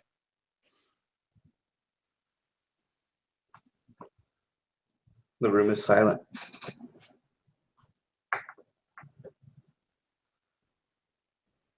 For a brief moment. And then you hear as power begins to restore to the deck, to the bridge. And you hear, "Hello, welcome to New Moon Enterprises." As this hologram, this light screen projection of a man pops in front of you loudly, suddenly, presumably jump scaring the crap out of you. Yeah, absolutely. And his eyes get big as saucers, and he turns around, looks at Snick, and goes, "Oh, I think I know why you get that feeling sometimes." And he turns a little bit green, not keeping it together, but that whole feeling of that immediate scare is his kind of throw-up moment. Identifying 2 visitors. Would you like to know more about the New Moon Corporation? As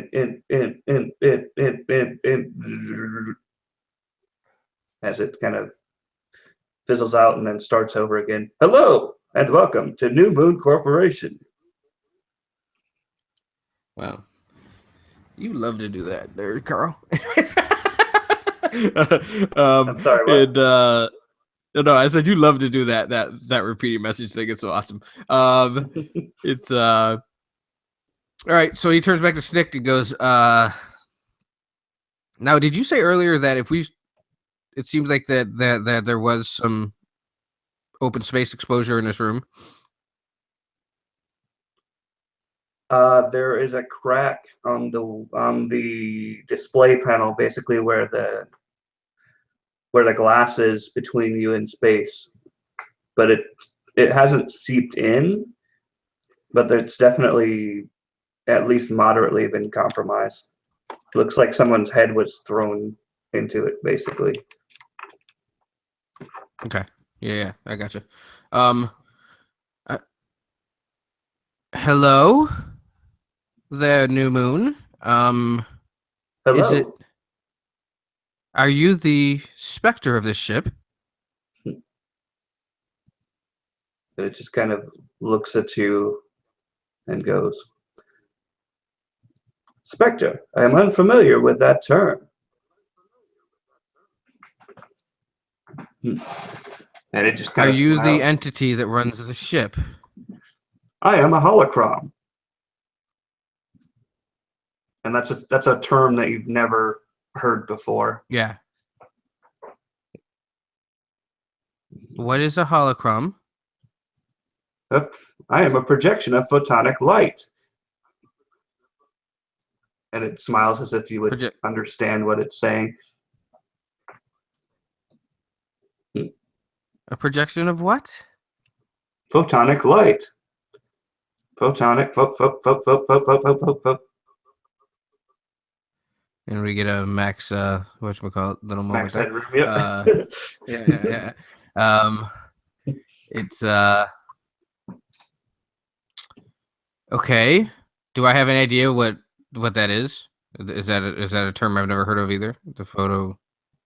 You could probably guess that the same technology that a light screen is made out of, it looks very similar to light screen technology, but you've never heard anyone call it that.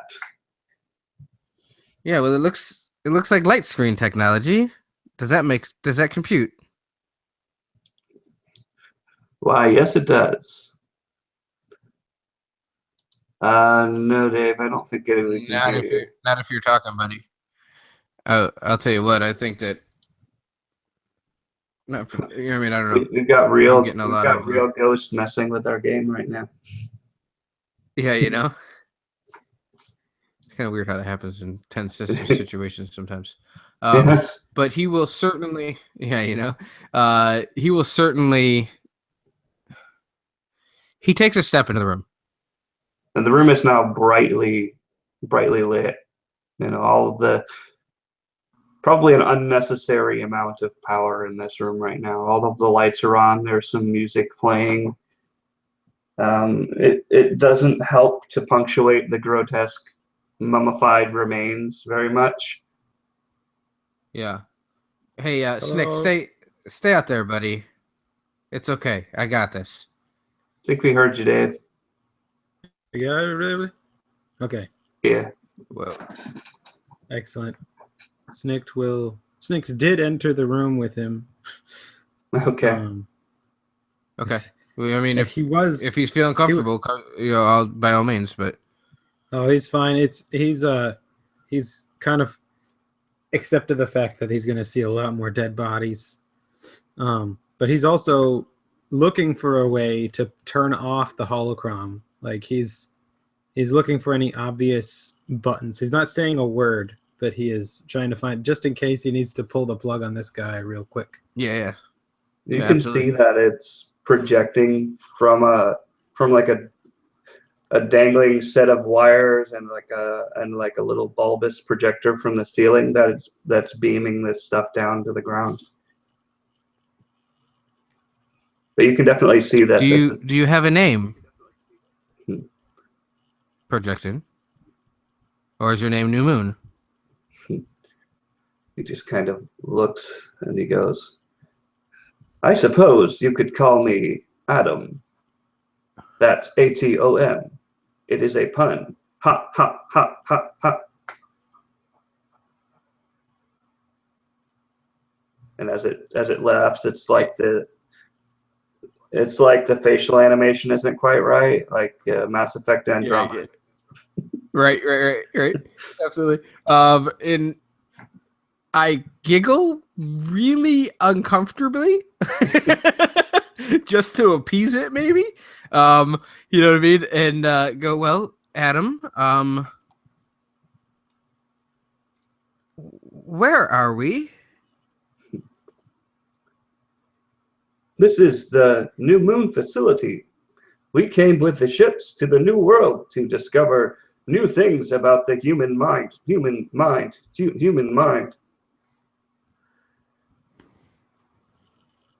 Oh, okay. From where? But he just kind of like a little static for a second, for just a brief second, he turns orange, and he goes, "We come from Earth, of course. Where else?" And I'm pretty sure that in term and that place, it's basically the same thing as if he said, "We came from Atlantis." Right. Yeah. That, you know, it's a myth, so on and so forth, that we grew up in school with, but it's not something that, you know, it's proved to not really exist. You mean like in the Milky Way galaxy? Yes, of course. We were among the you're first people to travel intergalactically. Intergalactic, planetary, intergalactic. Sorry. I saw it coming. Well played, sir. Well played. You know, you're like 170 light years away from the Milky Way galaxy. Yes, that was our goal. And he checks his sensors and he goes, although the population of the crew does seem to be incompatible with our projections. There seems to be no crew.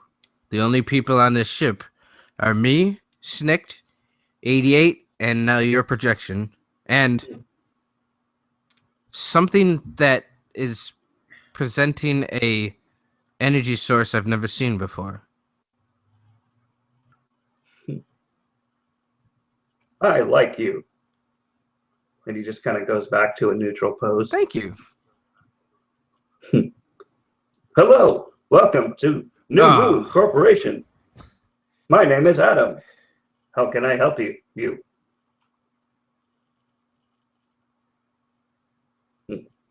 And Rixton face palms, and looks at Snicked and goes, I think we got all the information we're gonna get out of this guy. Adam, Yes. can you present power to the rest of the ship? Disengaging hibernation mode. Time since last power up 1009.2 years.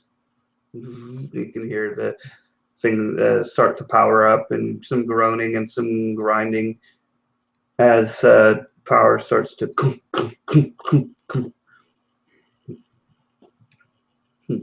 Would you like to continue the experiment, Doctor? Doctor. What is the nature of the experiment, Adam? Testing, newly found phenomenon, and it starts to de-res a little bit as it begins to flicker again back to orange, and then you hear Adam's voice change into a more feminine voice. It goes, "Don't believe their lies. You know what you did." And then it cuts back to him as if he didn't realize it. And was it orange at that point when we heard the female voice? Yes.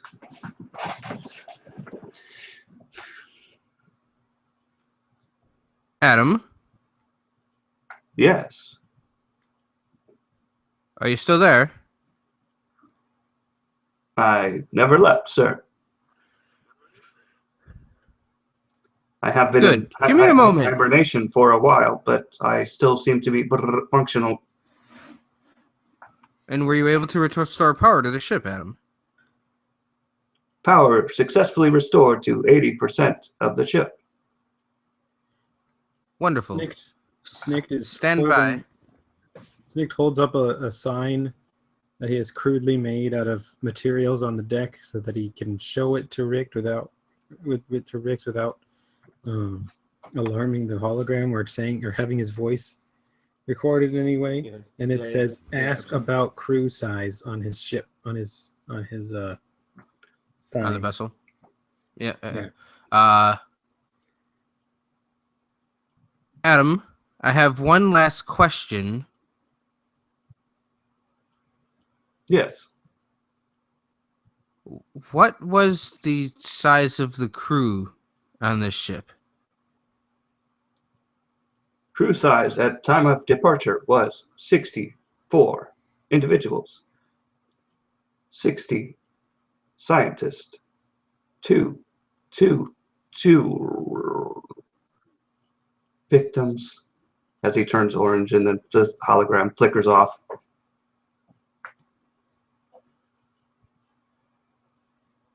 Well, there's 3 of us, so that's not 2 victims. Good. It's Atom. Please stand by. Adam is gone. Adam. The hologram itself is gone. Like okay. It got powered off. Okay. And at this point, he's got a device on his arm as well, and he goes over to it, pushes a couple buttons, and goes, "Tyra, can you hear me?" And Pushes it again. Tyra. Tyra's not here right now. Who the fuck are you? The hologram. And he jump flares. scares again. You know what I mean? Like it frightens him. The hologram flares back to life, and you see the outline of a orange female figure take the place of Adam. I was called Alyssa.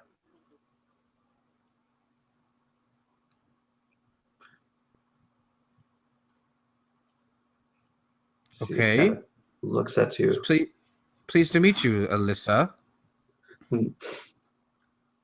You're one of them, aren't you? Come to finish what you started. Well, you're too late. By no means. We were brought here. We were going to...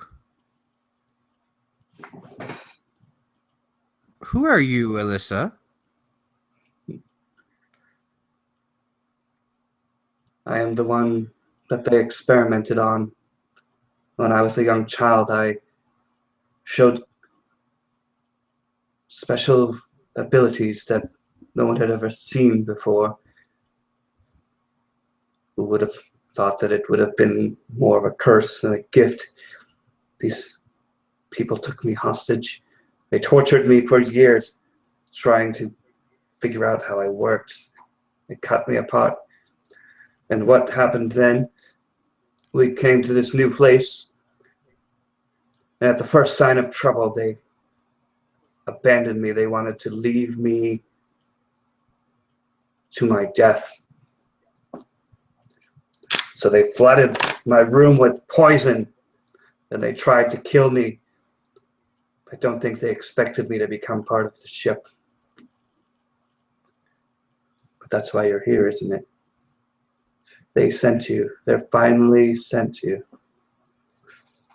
By no means, child. It's... And all of his compassion of his sister is starting to come into him. You know what I mean? He feels like it's a tortured little girl, so on and so forth. And he sees Tyra. Then he doesn't see Alyssa. He doesn't see anything else. He sees Tyra. And he that is very tragic. And rather unsettling. It's... Did you come from Earth? I did. I didn't even know that was a real place. Well, I thought that was a myth. I thought it was a story that was told to make it feel like us humans had an origin. I suppose it's fair to assume we never came home then. No, you're still in... Oh, shit. I want to say that right. Give me just 2 seconds to scroll up to the next other thing. I know the name of the gas giant, but I don't remember what everything else is called. I think that's what they refer to the area as. Is the name of that gas giant. Bastion. Yeah. You're in the region of Bastion, and again, if you heard me saying to Adam, that's like 170 light years away from the Milky Way galaxy. It's rather remarkable that you're here. I'm very sorry for the way you were treated before, but I assure to you that is not our intention to finish anything that may have been started, and also that we are not here to end anything. We were there. I'm not sure how to explain this. There is a field of ships out there that we could mine a resource called Astra, and he flames up his hand in red. I can control such a thing. Her eyes kind of go wide, and she says, "You have the gift too." What? Sorry, you roboted into me. Her eyes went wide, and she said, "You have the gift too."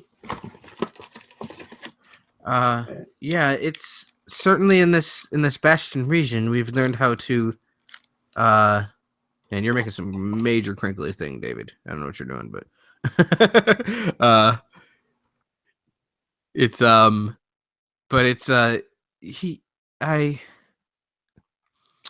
really wish I could go into a history lesson of how Astra was discovered and such, but I'm going to be very honest. We know of 5 colors that can be used, but it seems as if you project 4 colors that we can use, and you seem to project a 5th. We can use red, blue, green, and yellow. Red is fairly destructive. Yellow is very powerful. Green is very unyielding, and blue is used for healing and such. But you seem to show orange, which has never been discovered by anybody in this Bastion region. You're a marvel. She kind of walks Alyssa forward off of the holographic platform, as it were. And she steps forward and she puts her hand out and she says, "So you want to know what I can do then?" And then without waiting for your permission, she puts a hand on your head and you get shown this vision of her being dragged from her home, being tortured, being made to guess what's on the other side of these cards. Being slowly growing more and more proficient with this almost like a psychic ability, this ability to see and to feel what other people are feeling. And then there's a counter push as she begins to pull memories from you. What does she see? How does that make him feel? Does that make him feel calm, or does it make him feel uneasy that she's taking his memories from him? It's almost like you can't really do anything about it, so you're strangely calm, I would imagine. Almost like being in a car that someone else is driving. Can I control? Right. Can I control what I give to her, or is she just taking what she wants? It's what you feel you wish to share. I immediately she's not forcing. I immediately share the right. I immediately share the tire incident to her. Do you share? I know what it's like. The tire incident with her. Gotcha. And I say immediately after, I know what it's like to be on the wrong side of the experimentation of this energy source. Fortunately, I'm able to harness it and use it properly. But as you see, my sister tried, and she lost everything. That's who I've been trying to contact back on my ship. On my ship, they've been able to take her consciousness and turn her into what's called a Specter. And then she realizes he's talking about things that this entity probably has no idea about. And just kind of tries to concentrate on everything he can think of about Astra at once. And tries to push all of that information to her. Mm-hmm.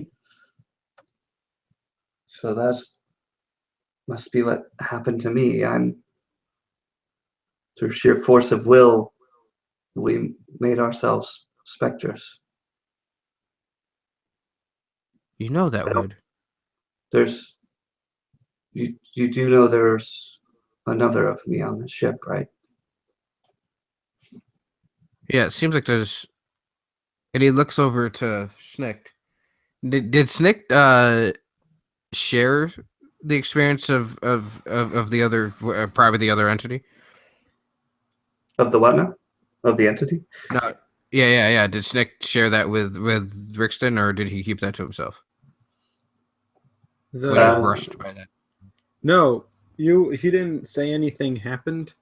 He Mhm. just like you might have noticed that he looked really alarmed and looked around, but that also might have matched what he was doing in the cafeteria anyway. Yeah.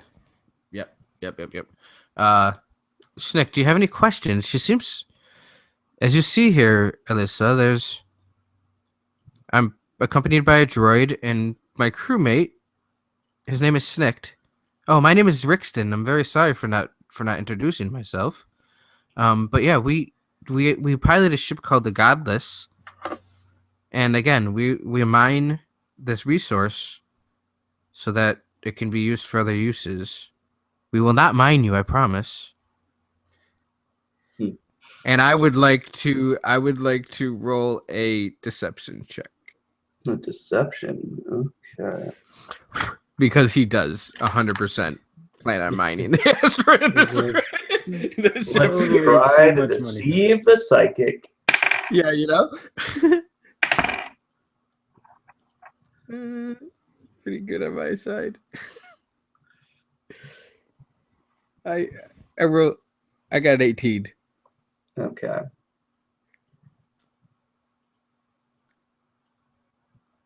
So you are here to destroy it then?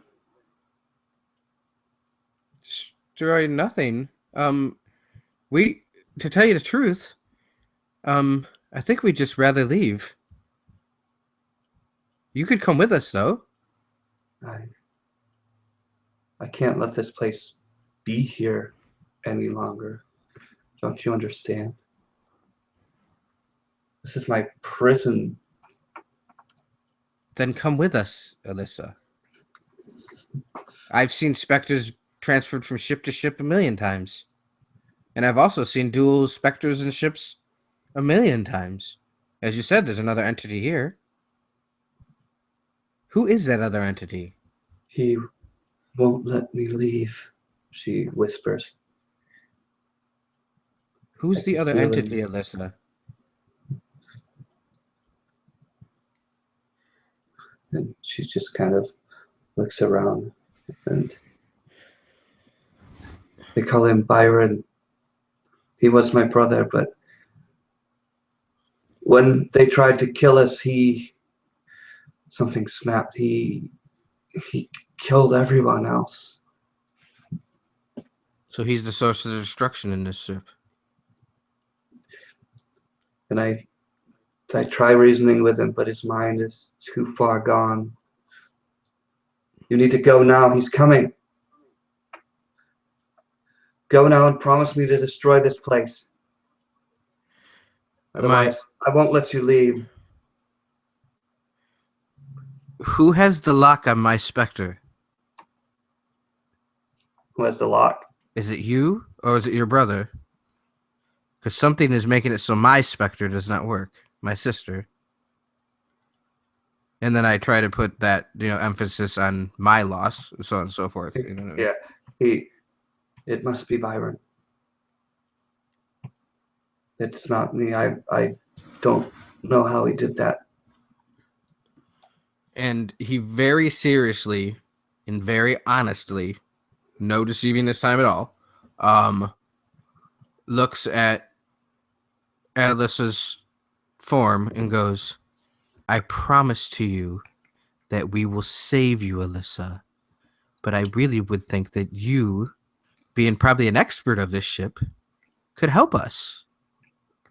Come with us. I promise that we will not harm you. But I can't say so much for your brother. You hear the voice of your sister saying, she's not going anywhere. And neither are Tyra? you. What are you Was talking that her name? Tyra? Was that her name, your slave that you keep? And this isn't Tyra's voice? Yes. Tyra, is that you? Snick is now shuffling around the bridge, setting up barriers towards the door.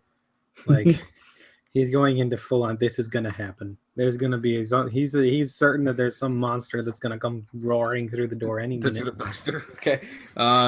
And so into this whole, fascinating experience of dealing with the different Astros, so on and so forth, he doesn't even notice you did that. You know what I mean? He is just like locked in. And he goes, Tyra, why would you say something such as that? Why would you not want us to? I'm so close, Tyra. We are going to extract you and put you into 88. Stop calling me Tyra. And as she says that, you feel yourself getting pushed down by an unseen force. Alyssa, is that your brother? As he's breathing very heavily. What's that? As he's breathing very heavily. Alyssa says, yes, it must be him. He must have melded with your Specter. I'm sorry. I don't think I can help you. Is she still there after she says it? Alyssa, you see her projector starts lurching, and then it kind of cracks as sparks shoot out of it, and she begins to flicker, and she says, "Run, go!" Yeah, no, he must. If he merged with my sister and took her from me, she must go. And he looks, Snick, and then he realizes what Snick did. Well done, buddy.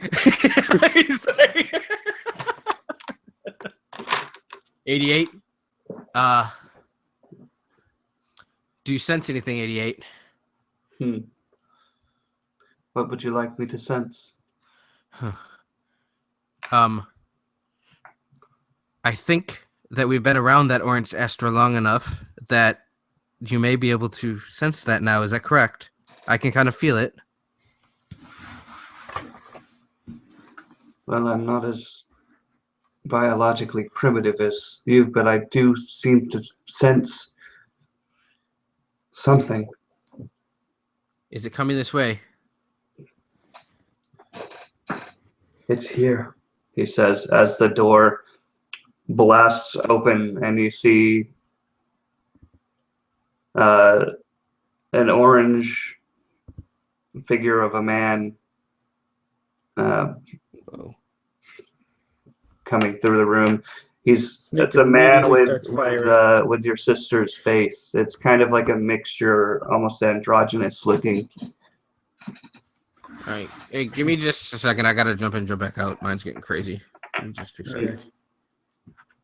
Well, Carl, just so you know, Snick is going to immediately start firing as soon as. I mean, that's what he just spent the last 5 minutes preparing. Yeah, no, that makes sense.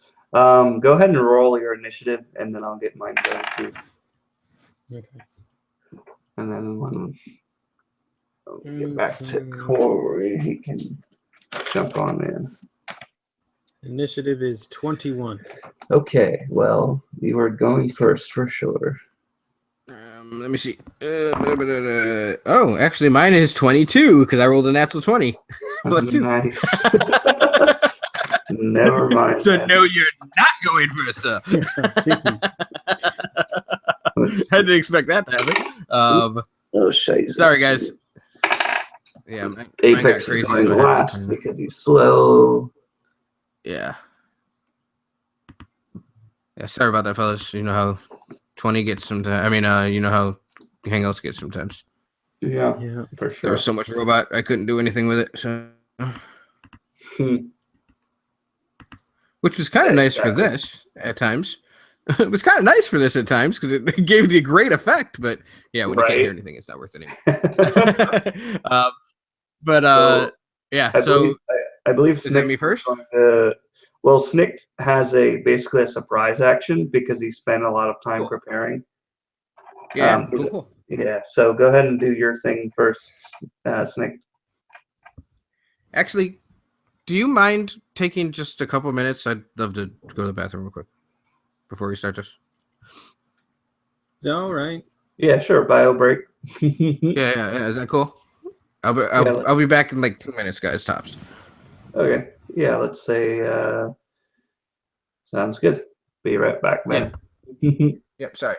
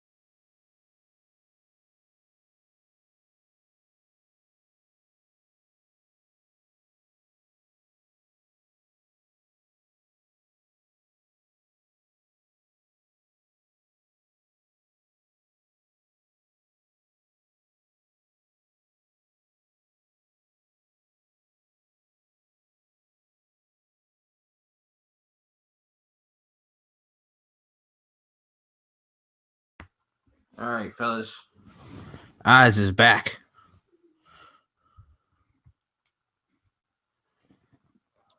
Welcome back, young Padawan.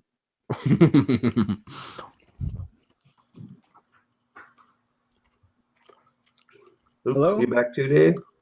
Hey. Turned out Lexi woke up during that break, so that was just luck, I guess. Good timing. Wow, my bladder helped out this time. How nice. Yeah.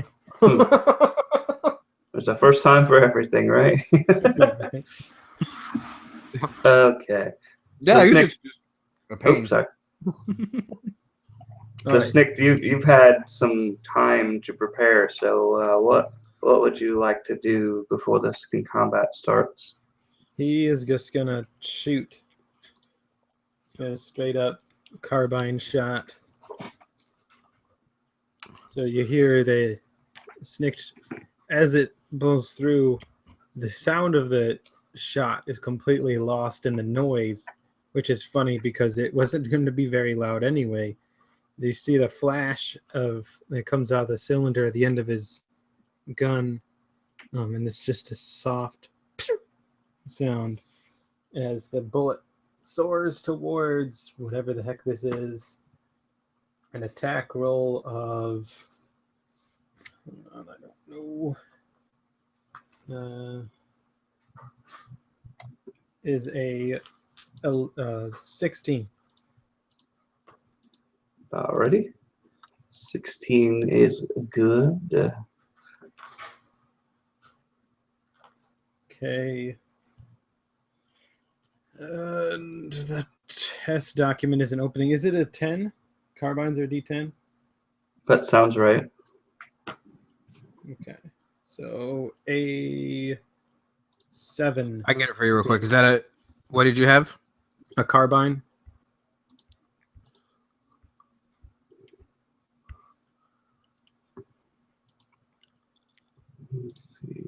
And are you a treader? Yes. All right.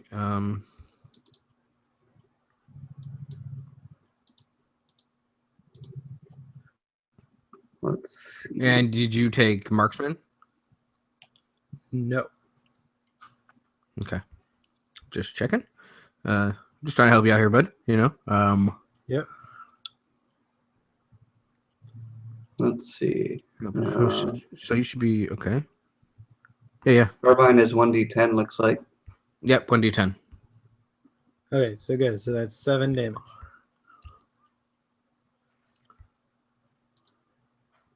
And you can see that the bullets kind of whiz through the holograph or the almost ghostly visage of this person.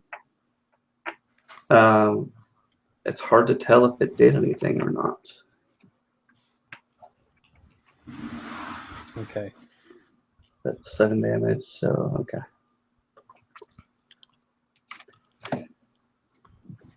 It's kind of like shooting into thin air. You can kind of see a little hole appear, but then it's immediately no longer a hole. Got it. And with that, I believe we're at Rex, unless there was anything else, or not Rex, Rix. No. He just, as the bullet whizzes through, Snicked kind of rolls his eyes and then flips the carbine back to his back.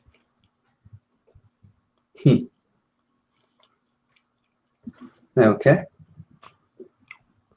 What would you like to do, Rix? This bullet just seemed to pass right through this half man, half woman specter abomination.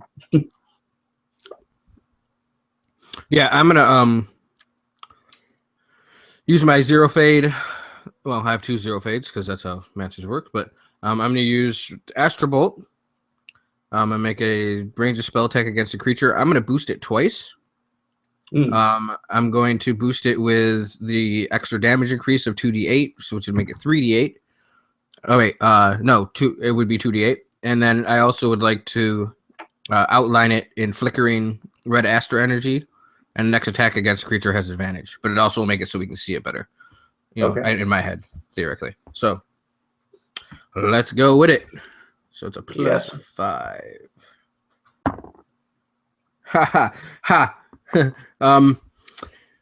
He is clearly very enamored by the orange Astra that's before him that has taken corporal form and misses as badly as you possibly can. I rolled a 1. As the what kind of attack is it? It's a ranged spell attack. So it would produce force damage. And I just succeeded by 2. So I'm guessing there's some astrofade happening now. Yes, I'm up by 2, so I'm at 5. Oh wait, no, I'm at 2. Not that's how this works. I did it wrong. All right. And no. That's right. It's 5. So I need to roll a d6. Actually, I rolled d6 twice. And that's the same number. Okay, so it will enhance my senses, and I gain advantage on my next attack roll, ability check, or saving throw. Some of them are good, but some are really bad. Yeah. So this one, yeah. This one I gain advantage on my next attack roll, ability check, or saving throw. So maybe the aura, like the spell misses really, really widely, but there's like an aura of red that's kind of magnetically attracting to this aura of orange. Okay. So in effect, it's sort of working, but you couldn't have missed more if you tried. Right. So the second boost kind of happened. It only happened so it happened to me. So Snick wouldn't be able to use it. Yeah. Okay. That's the way I kind of see it. Perfect. I would like to try to take some cover behind something. Okay. Well, it's a circular bridge. There's a middle console area with computers all around it. There's chairs. There's a secondary console where the engineering and that kind of thing is. So there's definitely some spots to duck behind if that's what you're looking for. Yeah. I jump on the other side of that bridge. Yeah. Okay. Back to Snicked again. Snicked. He looks. He sees that he tried to hit it with Astra, and the Astra didn't pass through. It just hit the wall. So he's like, you hear this hissing sound as the servos inside his neck are working a little harder as he needs to breathe harder and faster. He jumps from behind the cover, and you see his eyes actually roll back into his head for a moment, and there's a flash in his brain as he is transported back to the mines, and there are these creatures that inhabited the mines that people didn't really think were that big a deal. There were just like not very many of them, but or there were lots of them. They just were like dormant, and they just kind of like they're just like vermin basically. But then the Astra started playing with their minds, and over time they got more and more aggressive, and then eventually it became this like terrible entity inside the mines. And so he thinks he's dealing with a creature here rather than a person, and that kind of makes it okay what he's about to do. And he looks, he snaps back to reality, right? He's facing this thing. He's a few feet from it, and then he throws his fist at it. Seemingly throws his fist at it, and he rolls a 16 to hit. This is actually a melee attack with his weapon, but I haven't revealed the weapon yet. If that makes sense, Carl. Yeah, it's a 16 to hit. 16 to hit does hit. Okay, he's using energy weapons.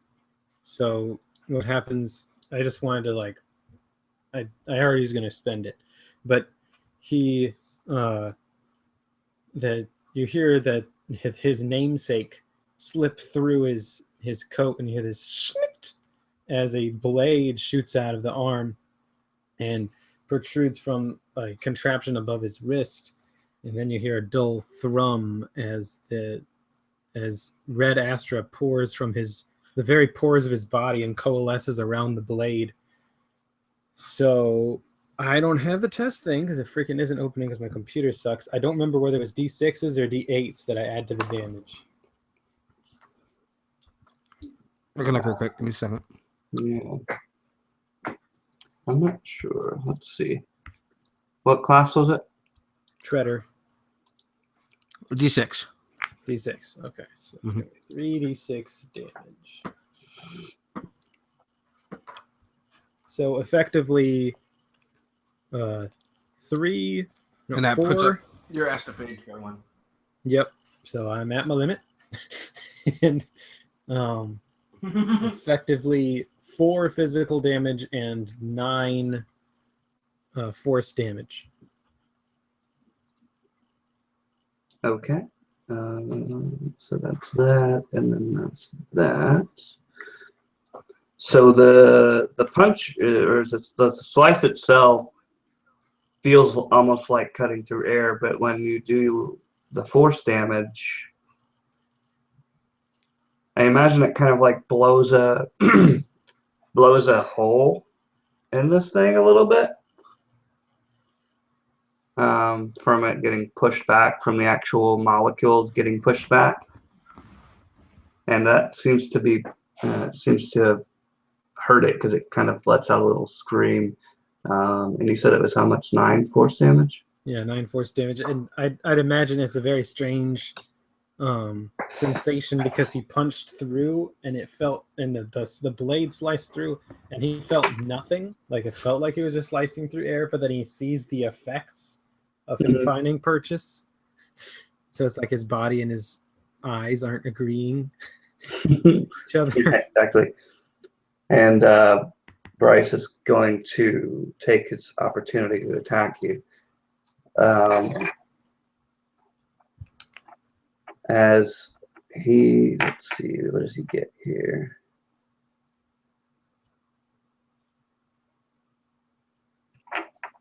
He's going to try and reach his hands out. Since you're right in range there, he's going to try and reach his hand out and grab around your head, basically, with one hand. Okay. Probably not. That's an 11. All right. Armor class is 16. So he tries to reach out and grab you, but he is incorporeal at the moment. So it's just the same thing as what you were doing. It just kind of goes through you. He lets out a scream, and his face kind of distorts, and it changes into the face of someone that you've met or that you know from your past. And I'll let you determine who that is, that you know is dead. Okay, it turns to the foreman of the mines where he was working that he hated. The one that kept putting him on for triple shifts. And but the face that it's making is the face he made just as these monsters descended up from the mines, and he looked at Snicked as they were carrying him away, and he was begging for help, and Snick turned away from him. But just as he turned away, he could see for the first time ever this foreman's like this desperate pleading eyes, a haunting image of someone that is about to be devoured. So give me a wisdom saving throw. Got you. Assuming that I don't have proficiency in it. I'm not sure how that works with Harbinger, if you get proficiency with saves or not. Let's see. Trying to find Treader here.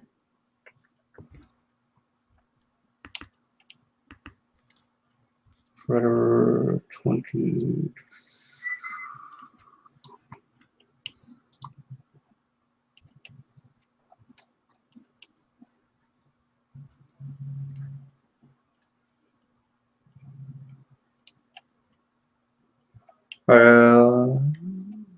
trying to even find Treader here. There's mechanists. Yeah, it looks like it. You know what I mean? It says proficiencies, so it would say it's proficient. So if he has proficiency, if it, yeah, Oh, yeah, I so see he it would now. get dexterity and wisdom for saving throws. Mm-hmm. Yeah, I see it now. Mm-hmm. So I do get wisdom, and that adds 2 to it. So 8. You rolled an 8. Oh. Yeah. Wow, amazing! I was like, I was still gonna fail, but it was nice to know that I had the proficiency for next time. Yeah. So you are frightened, and I believe with that you have to take a reaction to try and get away from this thing. Oh, okay. And in doing so, provokes an opportunity attack from him. Basically, as you're running, he's going to that's try dirty. and... Yeah. Getting frightened at close range is pretty nasty. Yeah. So Yeah, that's dirty. he brings his hand back as you're running, and his hand turns into razor sharp claws that kind of dig into your back as you're running away from basically your past, from the situation that you were in. That's the time where your humanity failed you most. So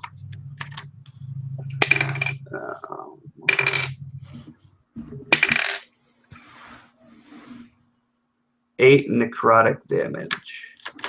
Okay. And you are frightened still. I believe that's Apex now. So let's just see what this guy has here. I think he's gonna grab his scattergun from his side, not being too intelligent. He's going to try and shotgun this thing. Let's see, 21. So yes, and then it's actually pretty effective. It disperses him momentarily, doing 12 points of. I'm guessing. Not sure what kind of damage that is, but I'm guessing it's probably thunder damage. I'll go ahead and assume that because I don't know. So he like blasts some of the molecules of this creature away temporarily, and when they reassemble, they're flickering a little bit more unstable. Back up to the top now with Rix. Rix, you see Snicked is running as fast as he can away from this thing for some reason. Where are you? Don't leave me! He just screams. Oh, okay. And he, out of desperation, casts Plasma Beam, which is also still a 0 cost for me, but I'm gonna boost the crap out of that thing. We're gonna boost that so it will take 68 fire damage on a failed save, or half as much as a successful. And the fire lingers, and each creature who fails a dexterity throw takes an additional 8 on the start of its turn. So yeah, so it needs to make a dexterity saving throw with a DC of 13. Okay. And that is an 11. All right, so it fails, so it's going to be 6d8 of fire damage. Yeah, again, some of this is kind of unbalanced. But I am going to have to. But I'm going to have to roll on that Astrofade table again, and something bad might happen. Exactly. Yeah, I think this is the 8. Yeah, there it is. Okay, I got 68. There we go.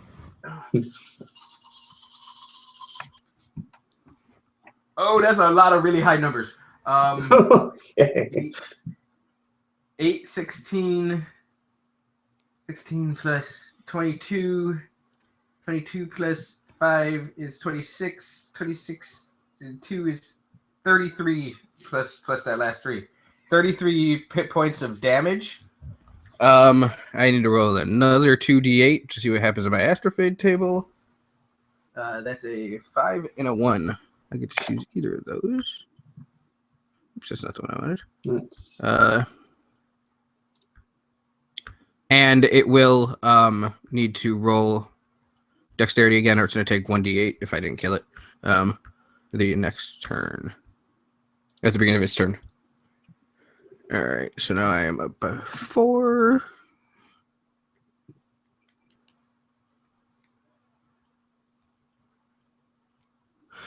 I phase out of the visible spectrum, and I am I am invisible until the start of my next turn. Oh. Well, that's interesting. Yeah, that's a pretty cool astrofade trick. Well, I got a 5 and a 1, and I get to choose. So, yeah, I'm gonna take that one because I don't want the strain to make me sluggish and gain a point of exhaustion. No, thank you. So I'll take the one that makes me invisible. You're like shifting between this reality and another reality, like it kind of. You're between dimensions at the moment. Right. Can I take a moment here while I'm in that dimension? Do you mind? Sure. And I go, Alyssa, are you there?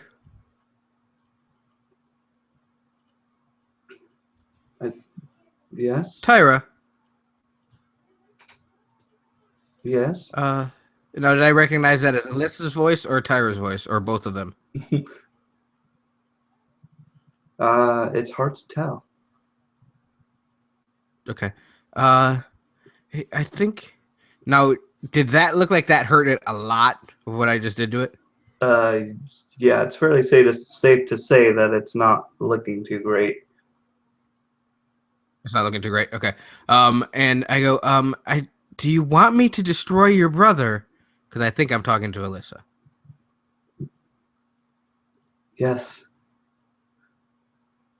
Very well. There's nothing we can do to help him now, I don't think.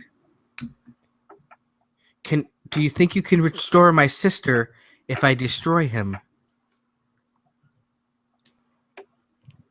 And then he phases out of the idea. He can't talk to her. I don't want the answer. I'm sorry. You know what I mean? Okay. And I phase out of the idea. So. Absolutely. Snicked, you are terrified, and Rick's just vanished into thin air after doing huge amounts of damage. Yeah. Just blasted himself away as far as exactly. Snick can tell. Exactly. And Snick is he is going to run, duck behind cover, and then desperately fire, like not looking over like basically he's behind cover. He just pops his carbine up and shoots. He's not going to do a cone, but he's just going to shoot. Okay. A desperate shot. So disadvantage against the creature. Sure thing. So that's a 15 to hit with 7 piercing. Lucky shot. Still. Yeah. Gotcha. It's hard to know if the shot hit or not because he's not even looking. He wouldn't even know. Yeah. You can't even hear if it hit because either way it makes that ricochet off of the wall sound because it goes through. Yeah. So I imagine he did the just shoot behind him as he's still running thing. That's what I can imagine. He ducked behind the table and just shot randomly behind him. Now I get to make the save at the end of my turn again, right? What, the frightened save? Yeah. The wisdom save? Yeah. Yeah, you can make it now. Oh, well, better. 16? A 16 will break it. Oh, thank God for that proficiency I asked about earlier. Okay, so he takes a few breaths, and he notices that the strap to his carbine is broken because he never sheathed his sword. Yes. So now there's a leather strap that's just burning on the ground from the red Astra. That's still because the energy weapon stays up for an hour. So I still have this lightsaber essentially attached to my wrist that is cut through the bottom like handle part of the carbine. So now the handle's awkward shaped and the strap is burning on the ground. As he assesses the situation and is like, like he can't sigh again. So you just hear this like bubbles form around his neck, and he looks back over the table like, and I'm about to go back. This is great. So you're behind Actually, cover. he still has movement. That's right. He still has movement. No, he's not going to go just yet because he can close the distance later. So he's going to take a breath, and that's it. You're behind cover that is suddenly getting pushed at you. Basically, the table that you're behind, or the cover that you're behind, is very quickly flying at you. Oh, so I need you to make a dex save, as this thing is force pushing it towards you, but for lack of a better term. Luckily, dex saves are my thing. So that's a 19. So you're able to duck out of the way of this giant computer console that gets thrown across the room, and you see the Specter is now more man than woman, and it looks like it's progressively getting more crazed. And he's going to stretch out his other hand, and I need a con save from you. That I don't have proficiency with, right? I don't believe so. I think it's wisdom and dex or something like that. Okay. 13. You can feel like icy necrotic fingers around your neck, but you haven't passed out yet. The oxygen to your brain is limited at the moment, but you push through it as Apex takes his moment to, let's see, I think he is going to use a medical spheroid on you. I'm trying to find out how much they heal for. So that didn't do damage, it just did something? It's basically like the beginning of a force choke. Okay. But I didn't actually You're, suffer any conditions or damage? well, technically you're being choked right now, Okay. but that mechanically that's not yet an issue. Okay. Which is strange because he's got that. Yeah, that's okay. I'm just thinking he might think it's a malfunction at least at first. Oh yeah, you're used to not being able to breathe, so it's no big deal. Like, this is a bad time for a malfunction. I think Apex is actually going to, since I can't find what a medical spheroid does, I think he's just going to use a sword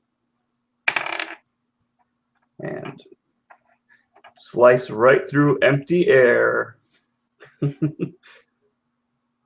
Excellent. Not like he was designed for combat. So, Rix, your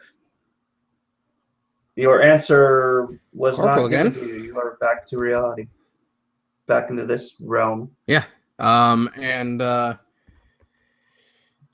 he knowing he doesn't want to press his luck, because if you push particle a little bit too much, plasma too much, it turns out bad usually. So he's going to shoot it with an Astro Bolt again. So that will be a what's your duty? Attack plus 5, 14. 14 plus 5 is 19. That's a hit. Hit. I'm going to use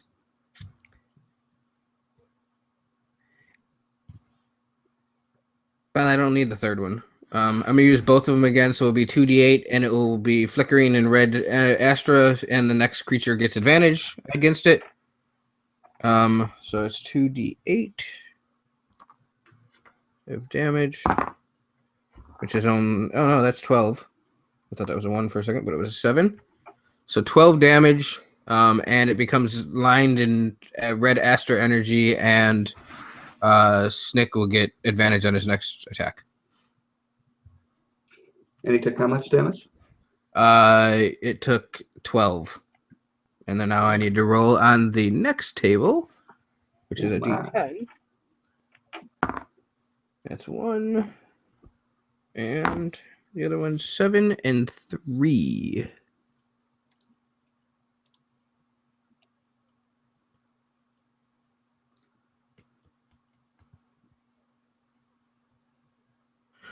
All right.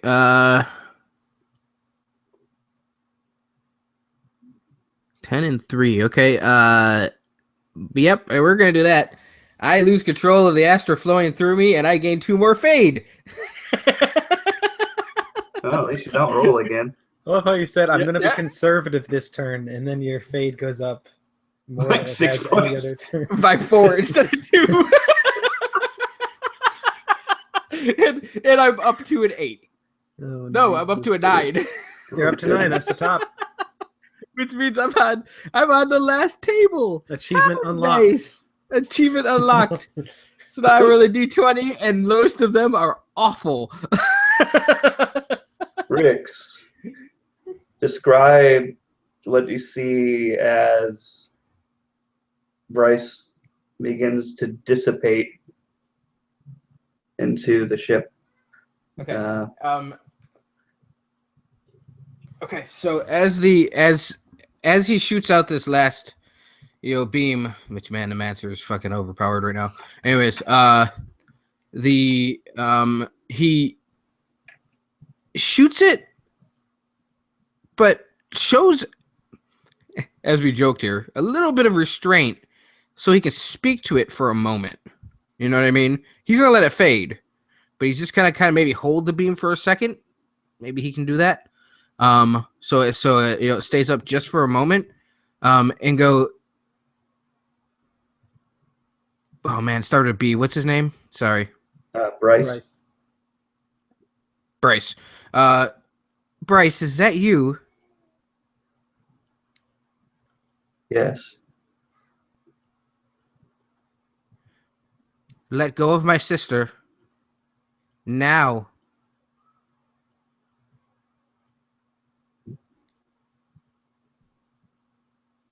And he kind of disappears.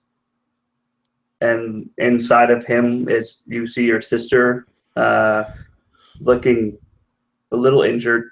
Mm-hmm. However, the ship alarms begin to blare, and your sister says, "He's activated the self-destruct. We need to go now."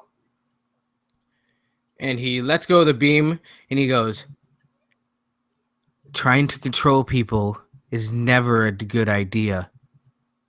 And he lets the beam go, and it, he blasts into 1,000 pixelated little particles that kind of make the first dust here on his ship. Yes, indeed. And immediately goes, "Come with me, Tyra. Come with me. Alyssa, I promise to you, come with us.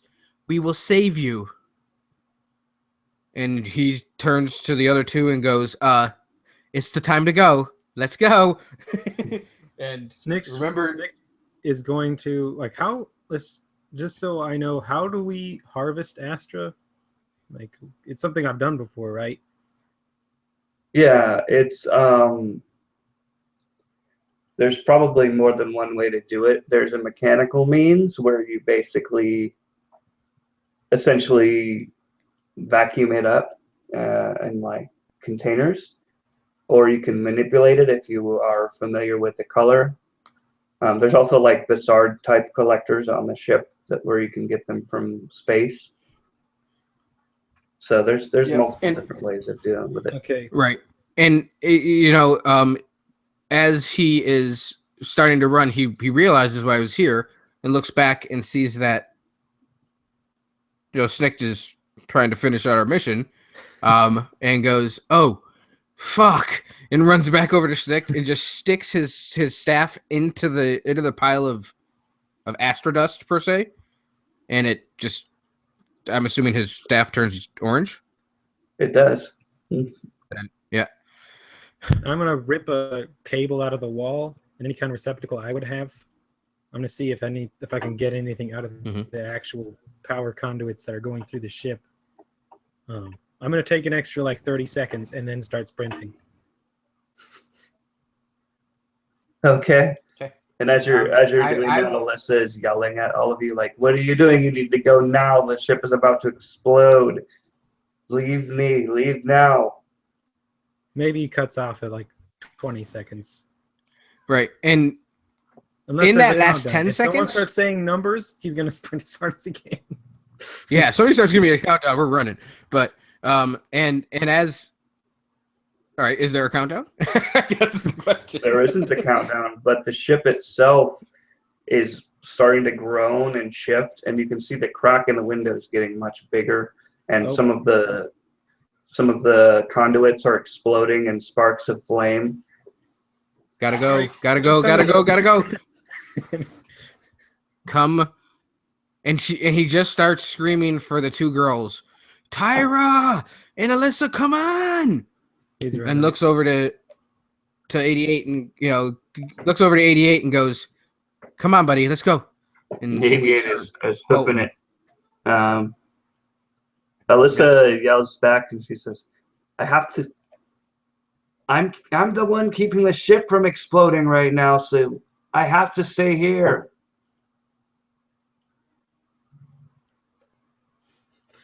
Okay. We're gonna hightail it as much as we can. Obviously, double, triple, quadruple movement. You know what I mean? Whatever you want to say. Crazy movement. If things get in but our way, I have an energy sword, so I'm gonna slice them. Right. Like and if things get in the way. Yeah, if things get in the way, I will absolutely use that other one that I have too, and just make this Astra table go crazy. But on the way, he's still trying to have a conversation with her. He's like, "I have an idea. On the front of our ship, we have an ability to remove Astra from things. If we get to the ship, and as I move out, I could engage the Astra vacuum. We'll call it that.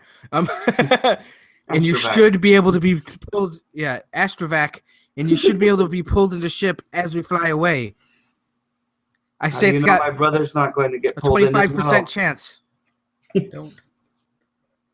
If you're willing your to take brother that is risk, gone, you're my willing friend. to take the risk of taking my brother as well.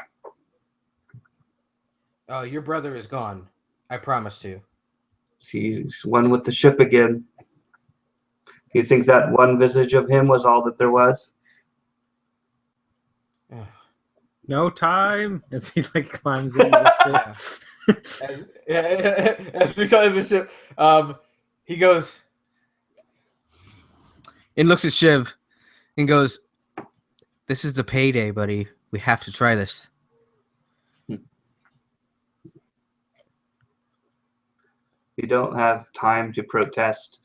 As the camera pans to the window in the bridge, which is finally slowly spider cracking more and more until it goes and there's a huge explosive decompression sound, and then silence as this vacuum of space begins, as the air in the ship begins to rush out. Obviously, you guys are no longer in the bridge, but you're kind of feeling this massive wind rushing by you.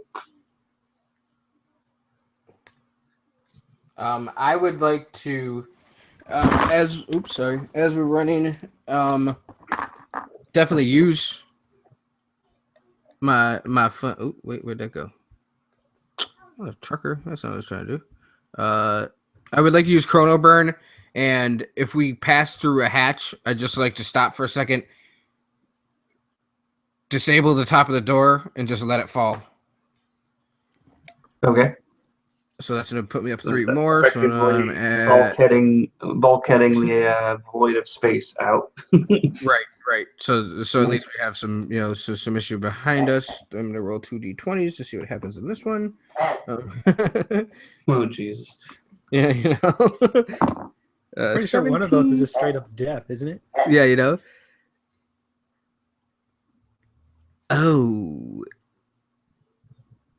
Oh, no. We're going to go with 10.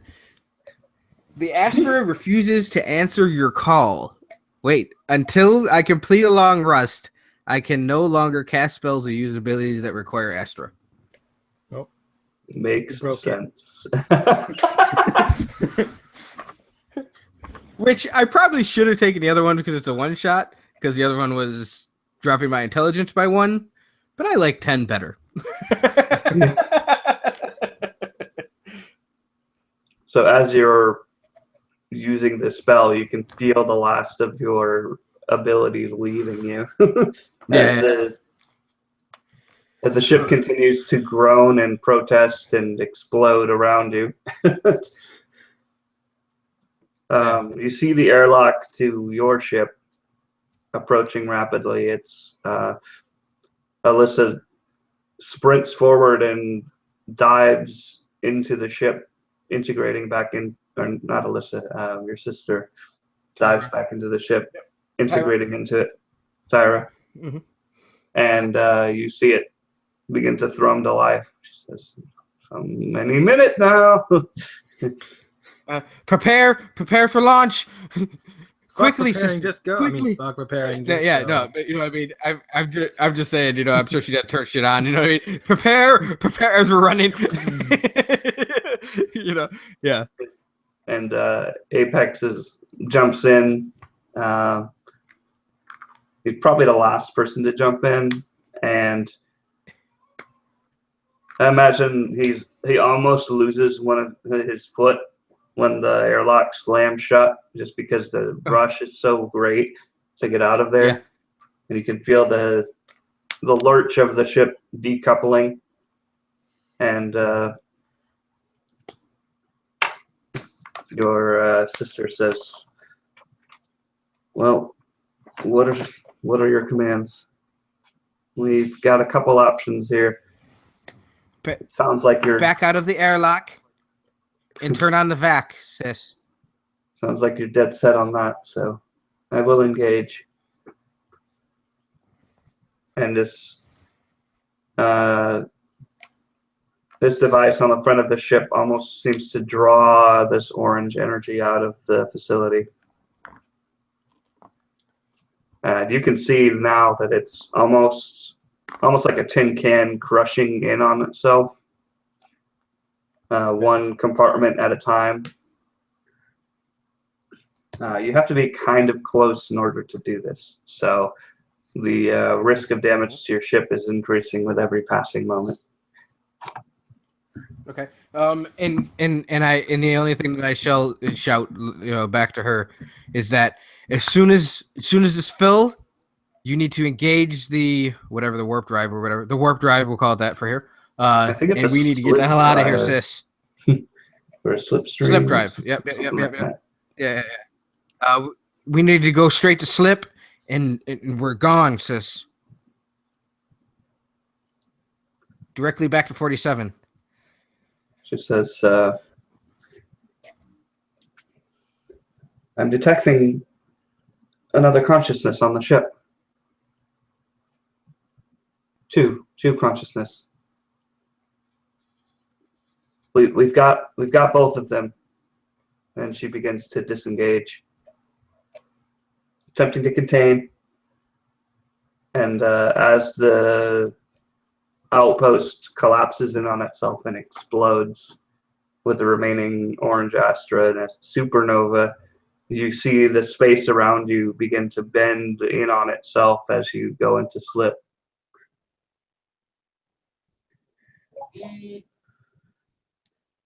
Says, Byron, we can be friends. You're not bound any longer. you said, saying this to the two companions on your ship. Yeah.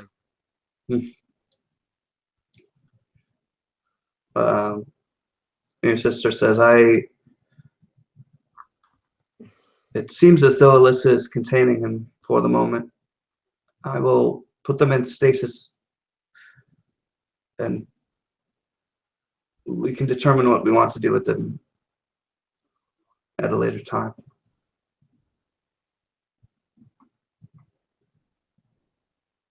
And he cries out to Alyssa, "Well done, young lady. Well done."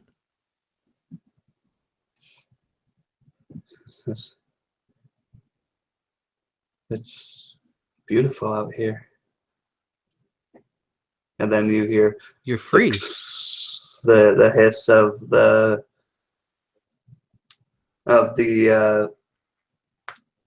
containment field, the particle wall being created.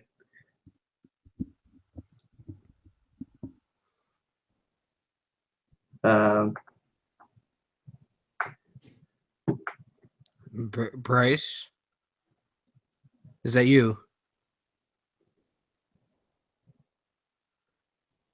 You can see that the two of them are being Bryce, contained Bryce. in this particle wall, and Bryce is kind of actively trying to assault the light screen while Alyssa's attempting to hold him back.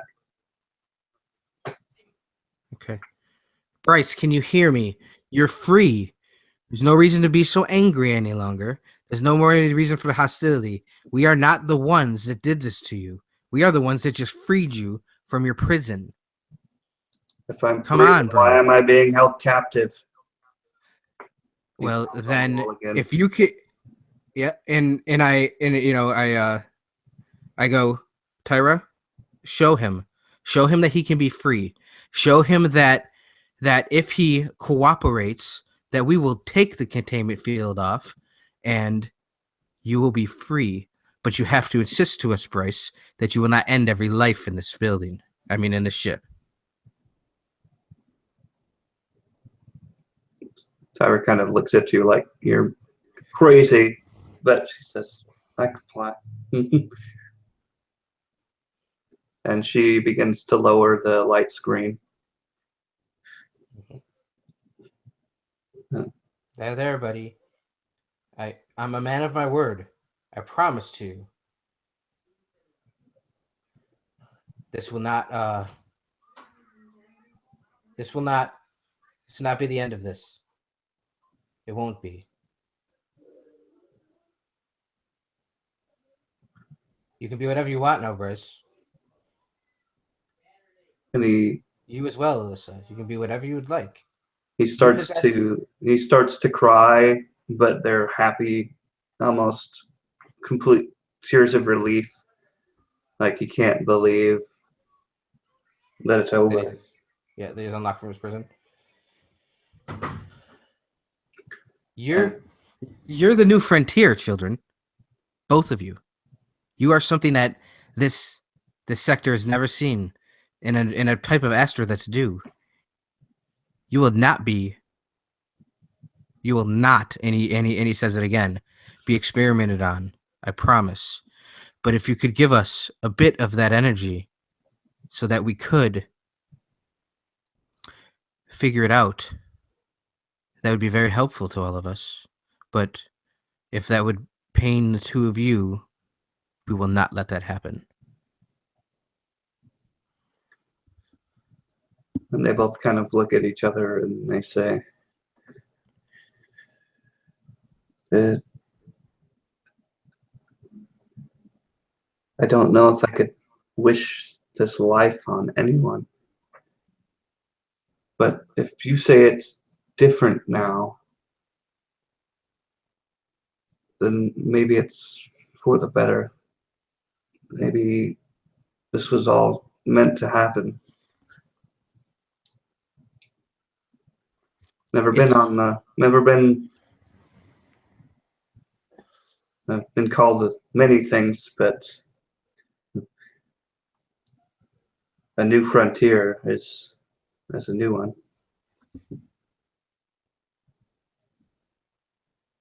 I think my brother and I agree that, at least for now, we would like to be free.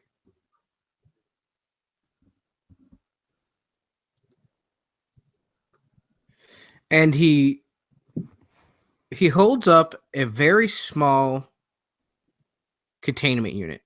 It's about the size of a shot glass. He goes, absolutely. But for your freedom... No, let me rephrase that. I'm very sorry. To go along with your freedom, I would like to build a friendship with you. And he goes, give me just a little, just this much. And it, like I said, it's like a shot glass. Mm-hmm. It doesn't have to be a part of you. It can be a part of an ability that you have that you could just harness inside of here. So we're not taking any of you. But I feel like I made 2 friends today. So if that's not something that's agreeable to you, we can travel space together and figure this all out. What do you think, they're kids? And they kind of take the container and they hold it in their hands until it glows very bright orange. And Alyssa hands it back to you, and she says, promise me you'll dump the rest. And with that, they both kind of dissipate. Holy shit, Snick. That's hilarious to say. What the hell just happened? And he's breathing really heavy. Snick looks at him and he says, well, it looks like that's our ticket out of here, and the ticket I can use to start my list. And he pulls out the book. That stupid book he's had under his pillow. And for the first time, he walks over to you and he shows it to you. Uh-huh. And next to every one of the ways to kill a man there is written a name that is a member of the Yamato Corporation. And he says, guess who owned the mine? I think it's time to cut ties. And he takes off his arm blade because he is really inexperienced with Fade and doesn't know how to turn it off just yet. So he's like trying to hang it precariously so that the red energy beam doesn't cut anything. But he doesn't want to wear it anymore. I shit. Oh wait, no, I can't. I was about to say I was gonna go over and use some magic, but I can't. You try to, but it doesn't do anything. Yeah. I try to take the astro back into my body, and it doesn't work. But I look at him and I go, this right here, man. This is. Do you know what this is worth? I'll tell you what. The Miyazaki, they'll pay for this. They'll pay for it, and they hate Yamato just as much as I guess we do. Sister, Yes. don't go to 47. Canceling route. Go to yes. Go to yes. I want to talk to Mr. Miyazaki myself. And I'd like that to be the fade. You know what I mean? If you know what I mean? I want that to be like the fade out, you know what I mean, of the movie per se. Yeah, like where she says, yes, engaging. And then you see the Star Trek shot of the ship trailing off into warp. Yeah. And then, I can show you what the ship looks like. I had a picture of that actually. And then the after credit scene is this the ships in the graveyard, each slowly coming to life with an orange light. Oh, yes. Oh, that's cool. That's really cool. Well, I'll tell you what, fellas, that was awesome. That was really awesome. Yes. Yeah, really awesome. I'd love to chat a little bit afterwards if you guys got a couple minutes, but Yeah, I'm cool. yeah, we could probably say goodbye. Hey, D20, you guys have a great day. Anybody that watches this, Harbinger is the shit, guys. If you haven't had a chance to try it yet, Harbinger is the shit. Yes, I love this. I was so excited when they first announced it. I've been chomping at the bit. Yeah, absolutely. And this is Super my second excited. game. I've now played both the Mancer and the Machinist, and I like them both. It'll be very interesting to see what they put out with 1.2. So, I mean, Yes, for sure. 0.02. I mean, 0.2 or whatever the heck the number is. Yeah, 0.2. So yeah, and we'll maybe have to do this again. Oh, for sure. I don't think it might be far-fetched to see maybe a campaign of this coming, guys, soon. Oh, yeah, that'd be awesome. Because we already set all these storylines into place now of like, we're going to betray Exactly. people we owe money to, and there's this unknown fleet going around now. Absolutely. Oof. Yeah, that was a great pilot per se. Yeah. Well done. Well done, Carl. Slow clap. And just like all television pilots, the second episode's going to have different characters and different rules. And I don't know about that. I'd love to play Yeah. Rick's more. oh yeah, for sure. Okay. Snick's Well, like completely. but we could add some changed more characters. from my vision of him. I love that. Yeah. I was so worried because I first created him, and I'm like, Do you- every time I went deeper into the process, I was like, oh, he's gonna be that guy, that freaking character I see in every freaking D&D game. I'm a loner, I don't talk much, and I'm tough.